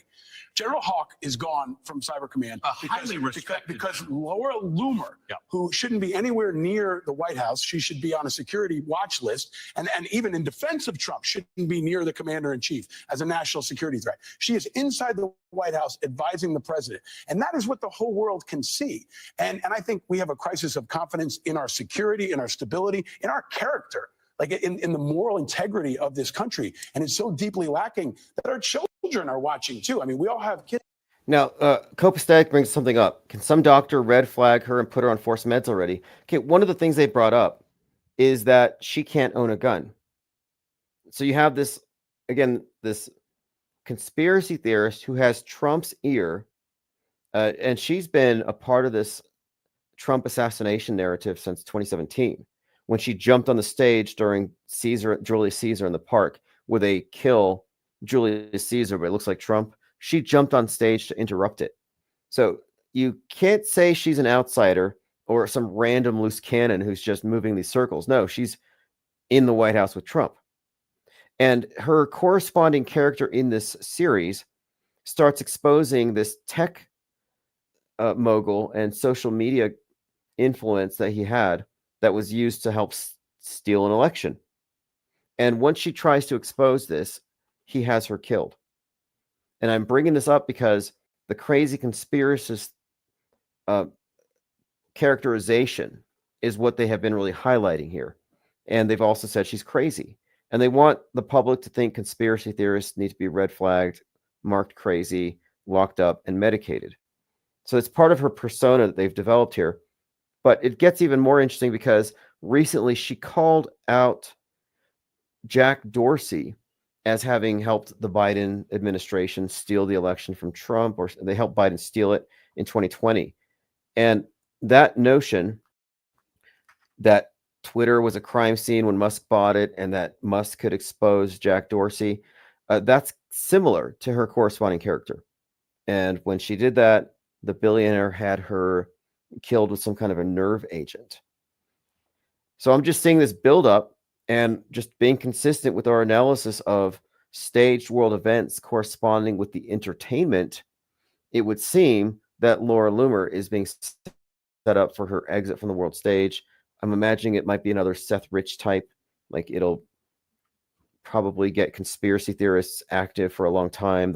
It'll be a fitting exit if they do it this way. And I do think they will, because what else can they do? You know, it's not like they just character assassinate her. That's not going to be enough. They already do that. Locking her up, that would be a big win from the perspective of making the case that conspiracy theorists are crazy. Kids, right? I mean, who can our children look to? We need an alternative narrative. And you and I have talked about this before. Leaders need to rise up, whether it's President Obama or someone outside of the political space. We need a daily alternative narrative. Okay, this is the part I meant to get to as well. He said we need President Obama back on the world stage to counteract Trump. And I've been talking about the 1619 versus 1776 thing, which is one of the main dialectics in play here. It's the two worldviews, and represented by Trump and Obama. This is why they've had this back and forth since Trump first called him out on his birth certificate. But again, right here, he is saying we need Obama back. Too. I mean, we all have kids, right? I mean, who can our children look to? We need an alternative narrative. And you and I have talked about this before. Leaders need to rise up, whether it's President Obama or someone outside of the political space. We need a daily alternative narrative that can show the world, hey, we're not all ridiculous and crazy. Some of us are still here and we still have integrity and we still represent America. Very interesting. All right, let's move on. Underwater atomic bomb test by the U.S. at the Bikini Atoll in 1946. I've been looking at some of this old footage. I'm pretty sure that Christopher Nolan already has the nuking of Seattle in the can. Like, I think they've already shot it as far as what they're going to superimpose over the fireworks display that they give us. 4chan exposed as Mossad honeypot propaganda and incitement site. Yeah, obviously. Who didn't see that? All right, phones are open, 505-510-4226. I think we've covered most of what I wanted to talk about. The twin stuff is unusual. We talked about the NSYNC twins, Bridget and Paula. Synchronized speech, they call it cryptophagia. Like the twins in The Shining. These twins, they speak at the same time, cryptophagia. With our mum, and he he went up there and he was. And we're told just back talking about down twins to because all of twins are a reoccurring feature in many of the seemingly staged events that we've been looking at and in the movies. Not sure what it means again, but the occult coding to all these things is always intriguing. Do you remember the patch for the Gemini mission? Was it 1968? What was the year of the Gemini patch where it looked like each one corresponding to where here it is, NASA Gemini. I'll put this up on the screen. So we're just trying to figure out what is the deal with this twin stuff. And we talked about this since the not real twins, but Suni Williams and Butch Wilhelm went to space. So look at this NASA Project Gemini patch. Very 9/11-y. Another one that you can look at that ties into this is the Hilton logo, which has this swirl on the H, looking like where the two planes hit their flight paths. And of course, there's a Space Odyssey monolith-inspired Hilton Hotel at Ground Zero. Overlooking Ground Zero, there's a massive black monolith. And it's consciously designed to be the monolith, not a coincidence. And when you look at the Hilton logo, you won't be able to unsee it.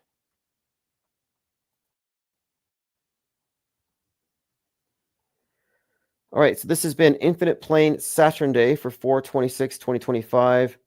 One of the topics that we brought up lately is truther bait. And it's important that we recognize it. And from now on, anytime there's a big psyop, I'm all for just sharing whatever we find. But before we co-sign something as evidence of a hoax, we need to analyze it carefully and not get caught up. But just the fact that there is so much truther bait, red herrings, and misdirection attending every fake event is another evidence of it being fake. You don't see misleading narratives purposefully planted on real events. It's purely a facet of fakery. CJ Synchromorpheus posted this. This is kind of interesting. Just a little throwback here. This is the corona symbol you saw all throughout Westworld Season 3. Westworld is a Jonathan Nolan thing. Same guy that brought us Fallout. So this is why it's and also, by the way, Fallout 2 had to delay its production because of the fires in Los Angeles, which were characterized as Hiroshima and Nagasaki. I mean, it's a lot of overlapping. But this whole series, Westworld Season 3, the movie poster has a skull with a space needle in it. It's all about the space needle and an EMP. And take a look at this picture. Again, this came out March 15th, 2020, basically 4 days after the pandemic was declared. Characters in malls with masks, just chock full of predictive programming. And it's a pattern. It's a pattern with these directors, the Nolans. And one of the concepts that we've introduced in the last year has been the concept of the metascriptor. So Joe Rogan's like, Heather McDonald hit her head and she was making a joke about being vaxxed and mocking God. It's just like God wrote the script. We're talking about the script, but it's certainly not God. But there certainly is a script. And you can go back through any of these popular films and you find these patterns, but you also find consistent directors connected with it. Lean Dion remarks, Westworld Season 3 had concurrent 2020 riots. But this is an example. The Nolans, the Christopher Nolan, Jonathan Nolan, these are examples of what we call metascriptors. So it's not God, it's the metascriptors. Who are the metascriptors? Well, who writes the drills? There was this drill being conducted when the London subway bombings happened. Somebody wrote it. Who writes these mass casualty operation drills? It's like the question here people ask is, could man have orchestrated these things? Yeah. There's a director involved. They don't just direct movies, but they direct the propaganda on the world stage. And I identified directors that I think I can correlate with the exact psyops that they were involved with. Everybody knows Kubrick had something to do with Apollo 11. I think his involvement in 9/11 is far more interesting. But you can look at something like Jordan Neely being suffocated or asphyxiated by Daniel Penny, and based on the predictive programming and how it was introduced to us, I would say that Jordan Peele directed it. I think Spike Lee directed the death of George Fentanyl. I think that James Cameron directed the LA riots and the Cop City riots in Atlanta a couple of years ago.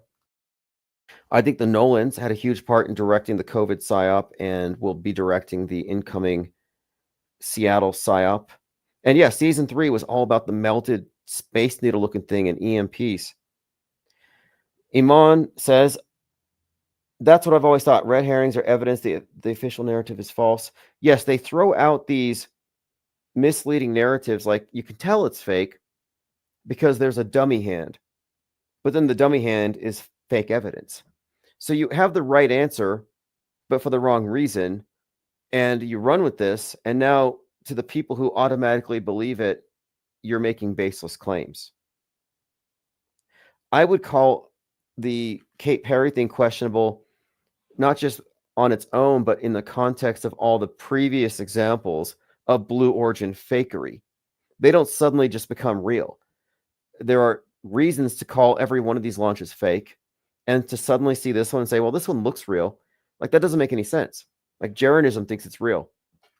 But you knew that the previous ones looked fake, and they're getting better at it. So what are you going to do when the special effects are so good that it's indistinguishable from CGI when it looks totally real? You can't let them gradually improve their lies and like, okay, now your lies are good enough, I'll start believing your lies. No, they're still lies. They're just becoming better liars. Iman says, I thought Heather McDonald knocking her head after mocking Jesus and boasting about her jabs was too far neat. Yeah, exactly. It's too perfect. But then the question is, it's too perfect to be true, but then who made her do it? Did she do it? Was it an inside joke? Was she paid to do it? My best guess would be, if you're a provocateur and your job is to spread certain ideas, and you got some kind of security clearance, you're an intelligence asset, maybe you would be told, throw something out there for the anti-vaxxers, because the anti-vax movement was played. Everybody who was a part of it was psyoped. They all fell for all kinds of bad evidence. There were these things, we call them crisis shakers. There would be people on TikTok vibrating, claiming that the jab did it. We had all kinds of people claiming that metal was sticking to them because of the jab. We had so many examples of people spreading fear in order to make this psyop catalyze all the truthers. Like, this is the main issue. And for a lot of them, that became their identity for a couple of years. And they were convinced everybody was going to die. That never happened. Anti-vax is one of the biggest nothing burgers of our lifetime. And so is the pro side. And some people who are still really attached to that narrative will see me as a bad guy for not being on their side. But look, I'm anti-anti. I'm not a needle phobe, but I think the entire whole body of people who are attached to this issue were provoked, and you were given reasons to believe stuff. Like the clotting corpses thing is so fake. All these fake embalmers going on InfoWars and stuff. I'm like, yeah, the bodies are all clotted. You wouldn't be getting clots if somebody suddenly died, because if they suddenly died, they're autopsied, and you're not doing a single point injection where clotting is an issue. And I have memories of clots because that's all you're really doing. When you embalm a body, the fluid's injected into the artery, and the jugular vein is snipped a little bit so you can have forceps that go into the heart. And as you're draining the fluid, you monitor the flow. If at any point it stops flowing out, you just squeeze out the clots, because everybody has them, because your blood congeals when you die. So every corpse is clot filled. And the clots are accounted for. It's a big part of the process, because if you don't pull the clots out, then the body could swell unnaturally. You have to have perfect tissue saturation and maintain a flow. So the blood is just going down the drain. If it stops, there's a clot. And sometimes you release the clots by, simply, and this is just when you're washing the body, you run your hand down the calf and a clot's going to just pop out. So anyway, yeah, all corpses are clotted. And again, if somebody suddenly dies, like the documentary said, suddenly died, then since it's not an expected death, they're not going to go through the normal embalming process. So again, I called that out. A lot of people wanted to believe it. They still called it the clot shot. All right, let's see here. Commenter says, yeah, Iman says, Andreas Nack, the German chemist who blew the whistle on the nanotech and the jabs, was supposedly assassinated with a direct energy weapon. Another crisis actor. Yeah, exactly. Exactly. And I remember when the protests started, the first time it was protested, I saw people were calling the whole thing fake. Then suddenly all these slick, big channels came out and they weren't calling it fake. Their position was the pokey is bad. So it went from calling out the hoax as a hoax to taking sides in this anti-position. But that's standard. And so that's one of the things we have been paying attention to is the use of again, controlled opposition narratives and misdirection. And misdirection is how they work. This is a great point that was brought up by somebody the other day, because we've had this ongoing debate about the reason for predictive programming. And people think, they'll say, well, these are directors and artists. These writers are in touch with the zeitgeist, and so they're just channeling this information. That's really not an uncommon take. People will say, yeah, Hollywood directors are just more in touch with the simulation, that they're conduits for these messages. So they have all these different ways of mystifying it. But along with these fake events that are attended by programming in entertainment are drills. So how do you explain something like Event 201, the global pandemic exercise? It contained simulations for what was to come, including the conspiracy theorists who would be against the cure. That was all in Event 201. It was in their script. Anti-vax was scripted as much as anything else. But I don't see the people trying to ascribe synchromistic explanations to the entertainment. I don't see them trying to ascribe it to drills. Like 9/11 has 100 different movies and references we can point to leading up to it in very specific ways. Like the Mario Brothers movie, where they vaporize it. But what about all the drills? There were 88 some drills. There were more than 1,000 casualty actors on that day. All these drills that corresponded with the event real time were obviously the work of man, scripted by human beings. There's no way you can ascribe that to, well, the Department of Homeland Security is just tapping into the zeitgeist and sensing what's going to happen. They don't make the same argument. They don't mystify the drills like they do the movies. But the drills are as much a part of it as the movies when it comes to the programming. So I'm just saying it's another strike against the mystified explanations for glitches in the propaganda matrix. You have to figure out how the drills fit into this picture. Again, we're talking about models earlier, and those who don't recognize that media presents you with merely a model and the map is not the territory, they get lost in the map. And truthers are lost in the map. They've just taken some trails that are off of where the main streamers are, but they're still on the map, and they see inconsistencies in the map as evidence that reality is inconsistent, that reality is subjective, and that we live in a video game. I can assure you, reality objectively exists, and the purpose of conspiracy theories is to draw you deeper into the subjectivity of mass mediation. The only objectivists on this plane, on this whatever, the only objective stance is the one that takes into account that our entire backstory that we share has been mangled, bent, and warped.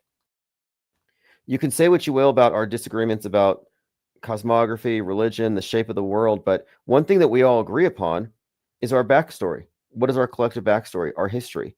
We might disagree when it comes to 50 years ago, 100 years ago, but like recent history, the last 30 years, it's pretty much set in stone what the masses believe. And then you have the designated conspiracies, but both of these are wrong. But knowing that we all live against this collective backdrop of lies gives us a different model for looking at the news every day. So my model of the news, my model of the world, is that this is merely a, not just an optional, but it's the almost mandatory. It's like the state religion. This is the worldview you're supposed to have, but you can opt out of it. And I've opted out of it. And the people who haven't figured out about the entrainment between entertainment and news are still in the map. They're still confused. And I want to point out too that I'm not confused.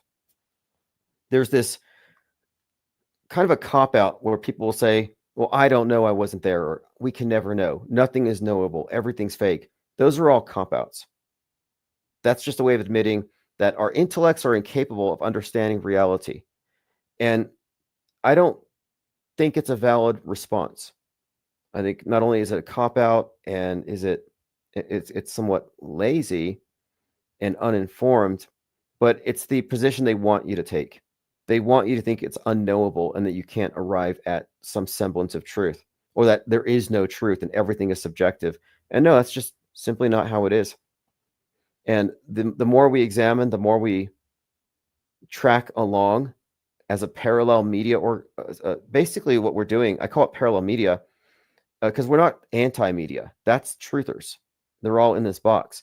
Parallel media means we're just following along with what both sides believe, noticing it, looking at the gestalt, the big picture, but maintaining a separate account, which is inclusive of fakery and lies. So we may not know what is behind the lies, but we recognize lies as such, and we simply disbelieve. We're fomenting a culture of disbelief here, non-believers. And you can get away with it. You can be a non-believer. You don't have to explain it. The people who are believers have to do all the explaining. Like, what is your real reason for believing that this kid was really stabbed? You have no video evidence. What is your reason for believing it? You saw it on TV. Is there anything that would subtract from your belief in this? What would detract from the credibility of their story? For me, Jake Lang. For me, it's the movie that just came out, Sinners, that has parallels. And it's also the fact that this event has been utilized by all of the usual suspects in the right-wing media ecosystem, and they've essentially tried to frame this as a white Trayvon Martin. Like, real murders don't get this special treatment. Real murders don't get some famous, or rather infamous, character like a January 6th insurrectionist involved in it. All right, well, thanks for the comments, everyone. Appreciate the support. Thanks, Cope and others, for handing out membership wrenches. I'm going to make it a point tonight to work on and possibly finish the Gabby Petito documentary or deep dive so I can release it for members. Violet says, what news is real? That's a good question, because I'm not saying everything is fake.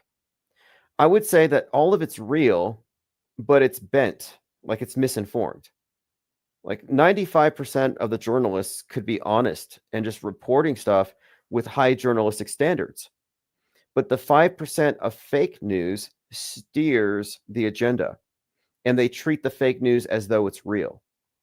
So it's describing reality. Well, it's even questionable. You could say, well, the cameras are objectively showing us stuff, but even that, you have to take into account their frame of reference, and that worldview building isn't just what they show you, but it's what they exclude and what they never acknowledge. Yeah, we have 195 people combined just on video, and on the audio streams, probably a few more, 3 or 4 dozen more. But it's safe to say mass media is a liar. Collectively, it's a liar. And you have to be your own source. You can't outsource your intel. There's no reason to. And especially today, everybody's a reporter. That's why I was giving out press passes. I mean, the press pass thing is because we are recognizing that we are our own sources, that we are unlockdownable because we're essential, just like media. But our reportage and our investigations don't provide a perfectly succinct story, beginning, middle, end, and backstory and manifestos in one day.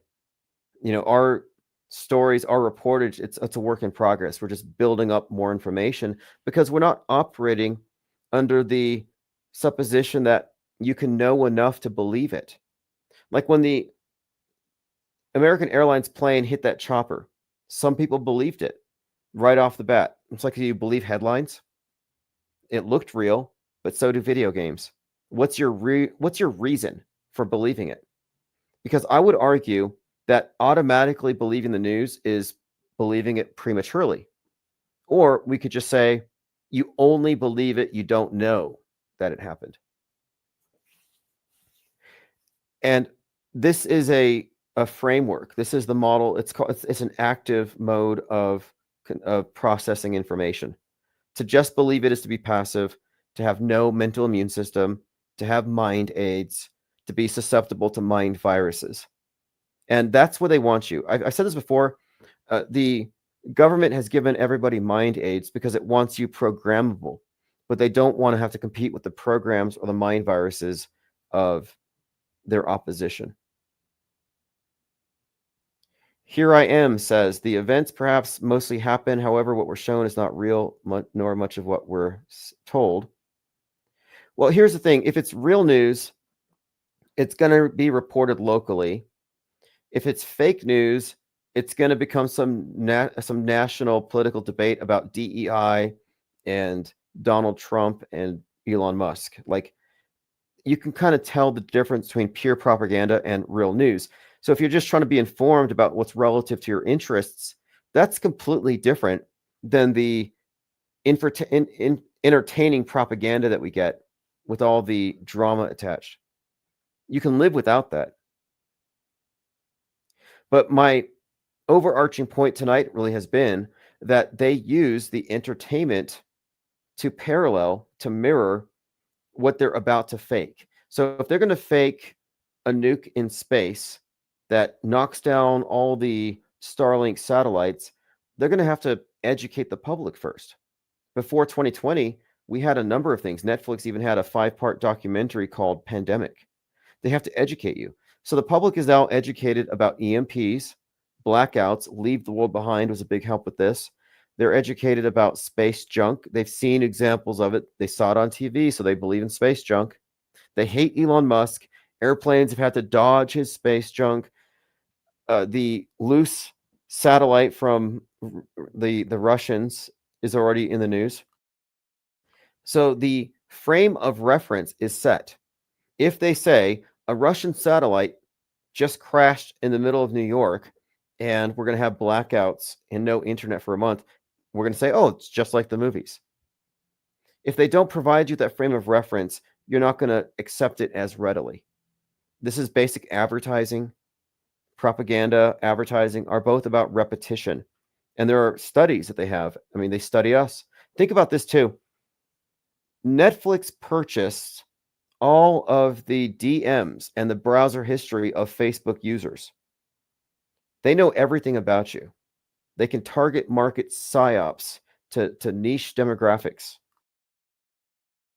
And knowing what they know, and we're talking about marketing and perception management and influence operations developed to a science, it's not a stretch at all to me that they have a sophisticated manner of getting us all on the same sheet. And it explains all of the glitches in the Matrix.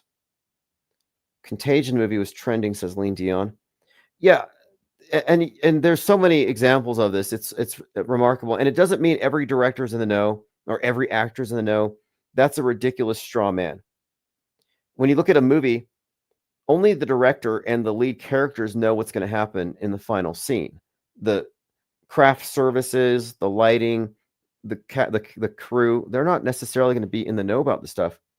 You know, in 2019, there was a movie out called 5 Feet Apart, and it was about these two immunocompromised patients who had to stay 6 feet apart, but they were in love. So the movie was about social distancing before we all had to go through it. How many people had to stay 6 feet apart from somebody that they loved, just like the movie? Do you remember all the horrific ideas they were giving people?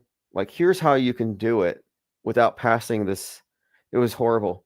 They were introducing concepts to the public. It was a very deviant time. I mean, everything about 2020 was just off and backwards and just bizarro world.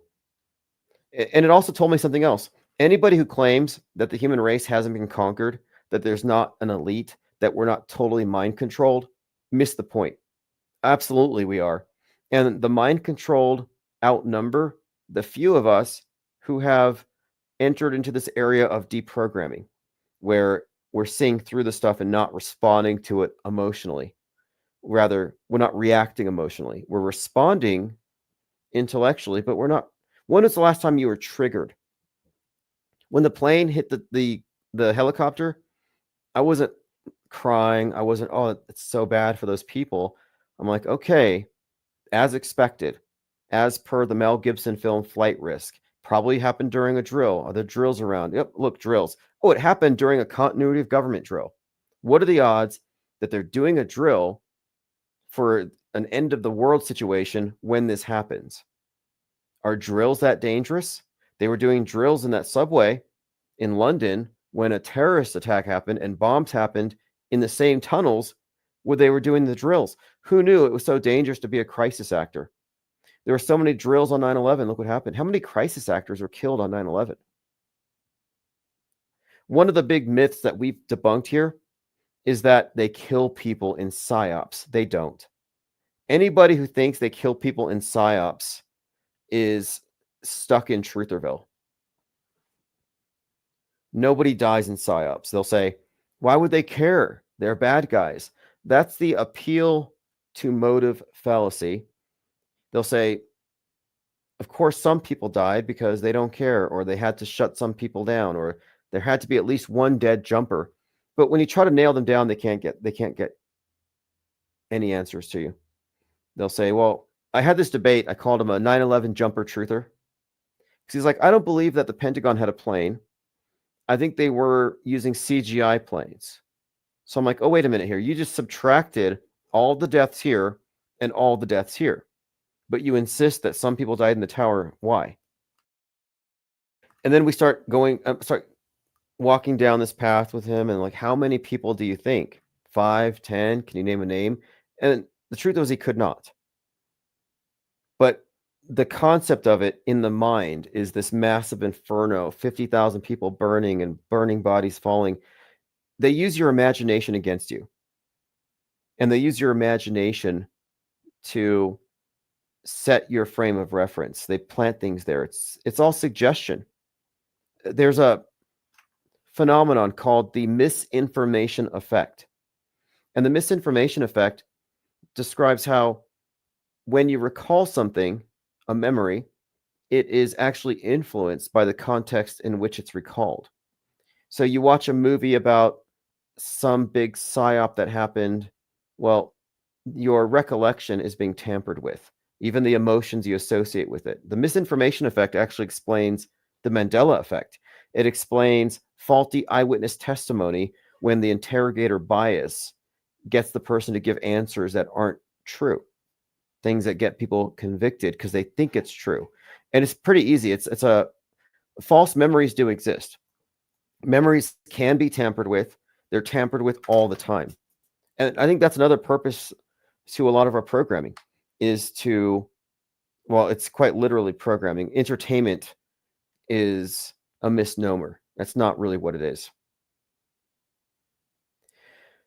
Ooh, good comment here from Iman says, the judge presiding over the civil action brought against Richard D. Hall ruled his evidence that it was a hoax was inadmissible.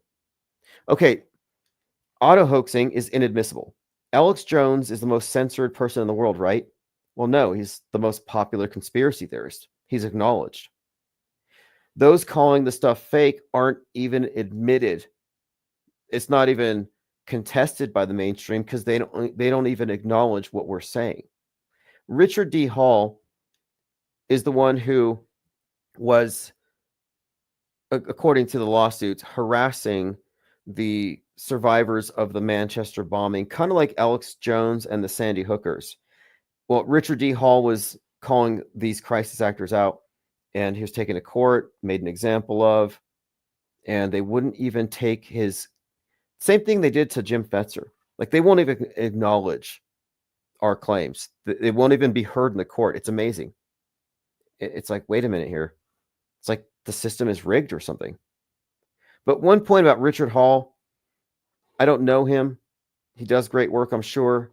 However, I think it's very questionable that SaTurnday journalist Alex Jones, Richard D. Hall are these prominent names associated with calling out crisis actors, which makes conspiracy theorists look like bullies who are victimizing victims again.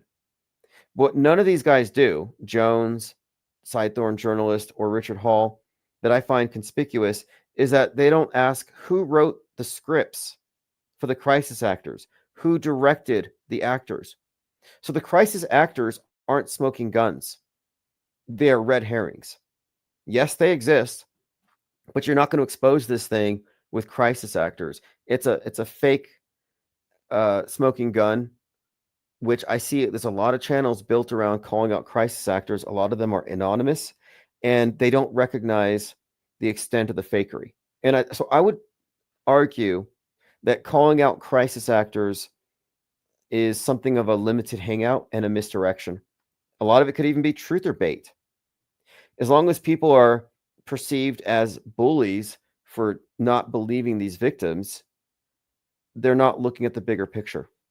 As in, again, the fact there's actors means there's got to be a script. Who wrote their script, who directed it, and how extensive. And it manages to limit the damage. That's why they call these things limited hangouts. A limited hangout is like an insurance thing where these secrets are so big, it's going to leak. So how do we control the leak? Intentionally leak something and then honeypot all the people who are paying attention and then prevent them from arriving at the correct conclusions. So it's likely too that the Sandy event was likely designed to be a focal point for years, to make conspiracy theorists look bad and to distract people from the fact that this is routine. It's not an anomaly. Again, it's the whole fake trees. If you're still looking at the same 5 or 6 fake trees that you were looking at 10 years ago, you've missed the point. If you're still mad about a fake tree from 10 years ago, and we're still walking through the forest of fakery where every tree is fake, you're still lost. And that's the big picture that I've been highlighting here consistently. And look, we get nothing but endless vindication. I'm not saying we're right about everything, but our methodology is useful. It's a testable, repeatable thing. And I would even say that we are continually accurate in forecasting, or rather pointing out trends with this particular model. We've cracked the code when it comes to concurrent and predictive programming, and it wasn't meant to be cracked. Mainstream conspiracy theorists never touch this stuff. They're just not allowed to, or they're not in the know. I listen to some of these people like Candace Owens, where I think a lot of them are just extremely insulated. And I wonder, would they be allowed to listen to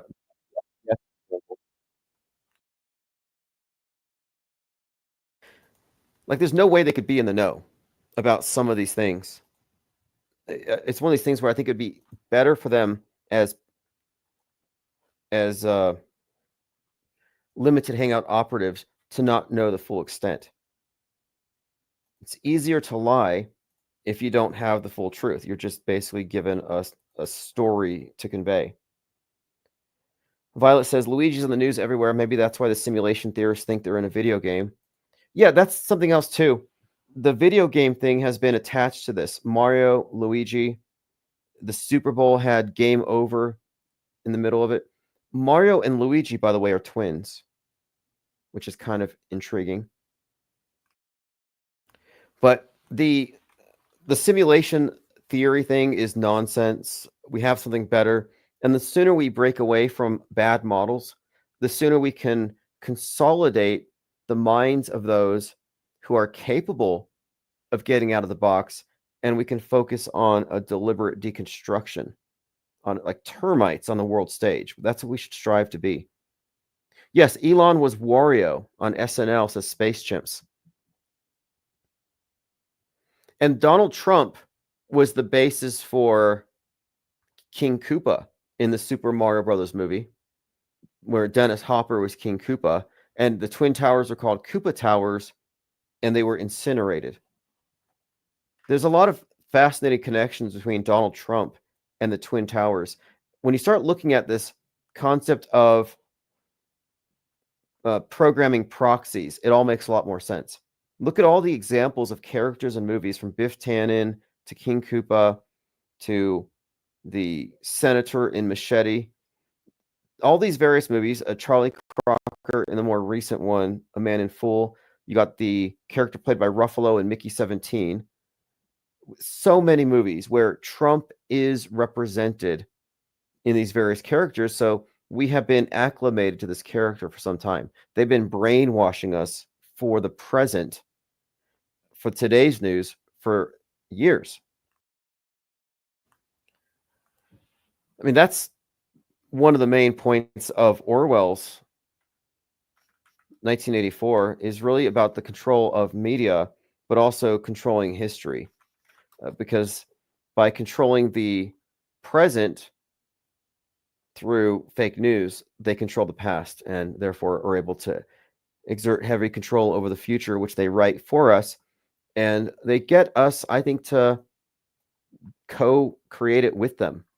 Not in some mystical way, but in a way of our values are being shaped for us. And that's the whole point of bringing up Edward Bernays, and interestingly, to the CEO of Netflix. Not a coincidence.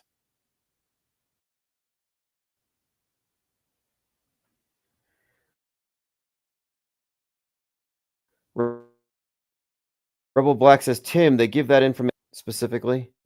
Gang stalking is a thing. Scientology does it.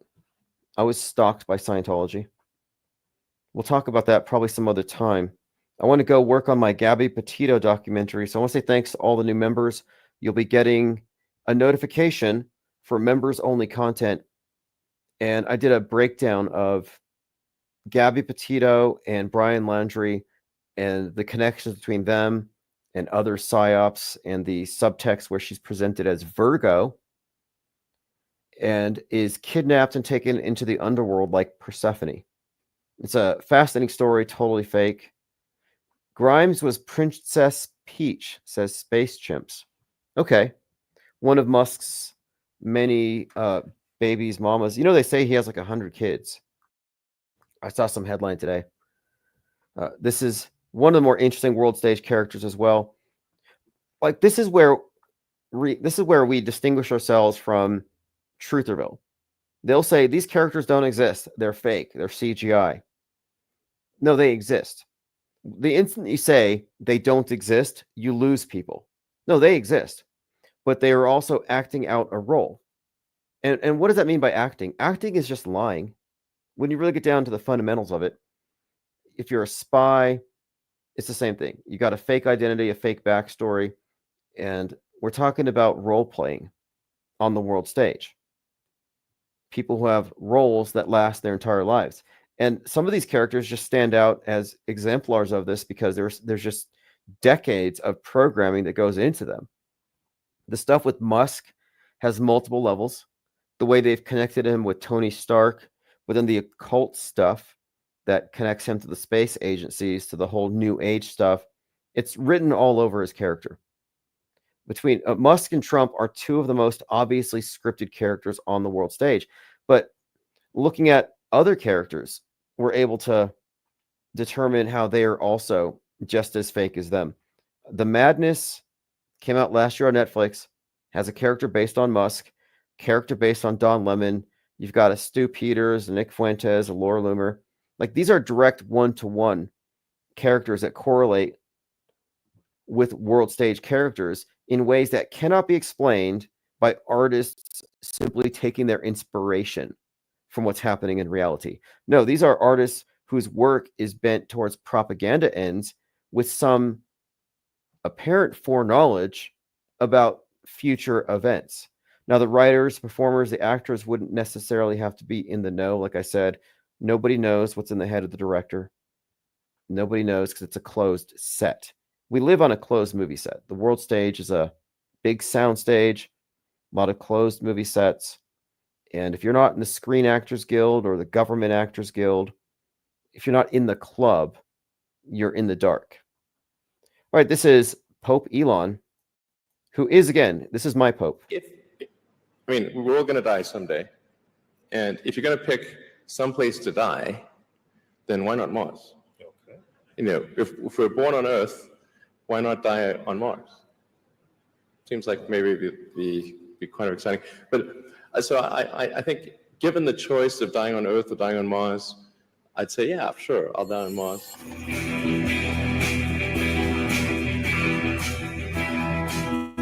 Hallowed be your name. Your kingdom come.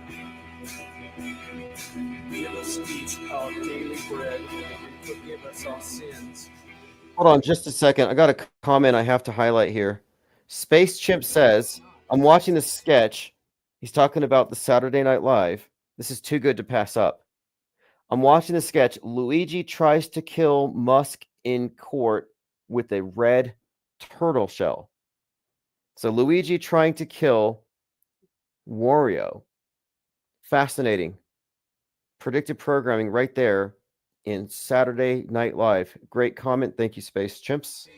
See you all tomorrow.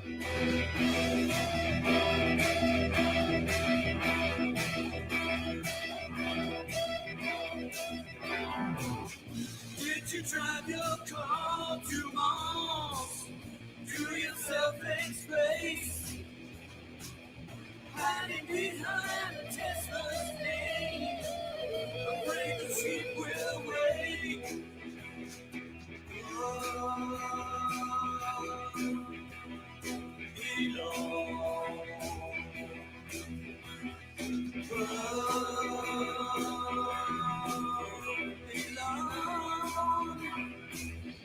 Will you save us from our sins? Will you help us to begin to feel the pace we can't call home? The Mars colony of our home.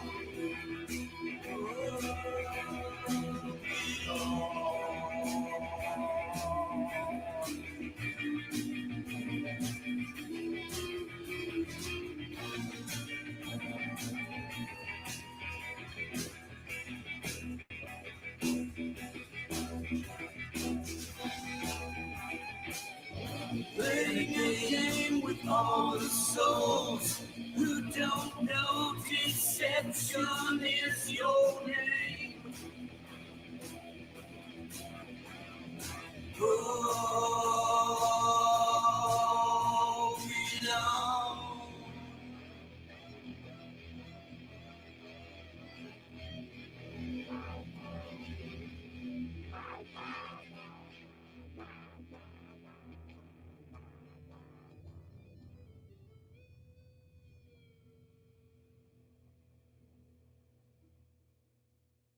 And you can tell it's real because it looks so fake.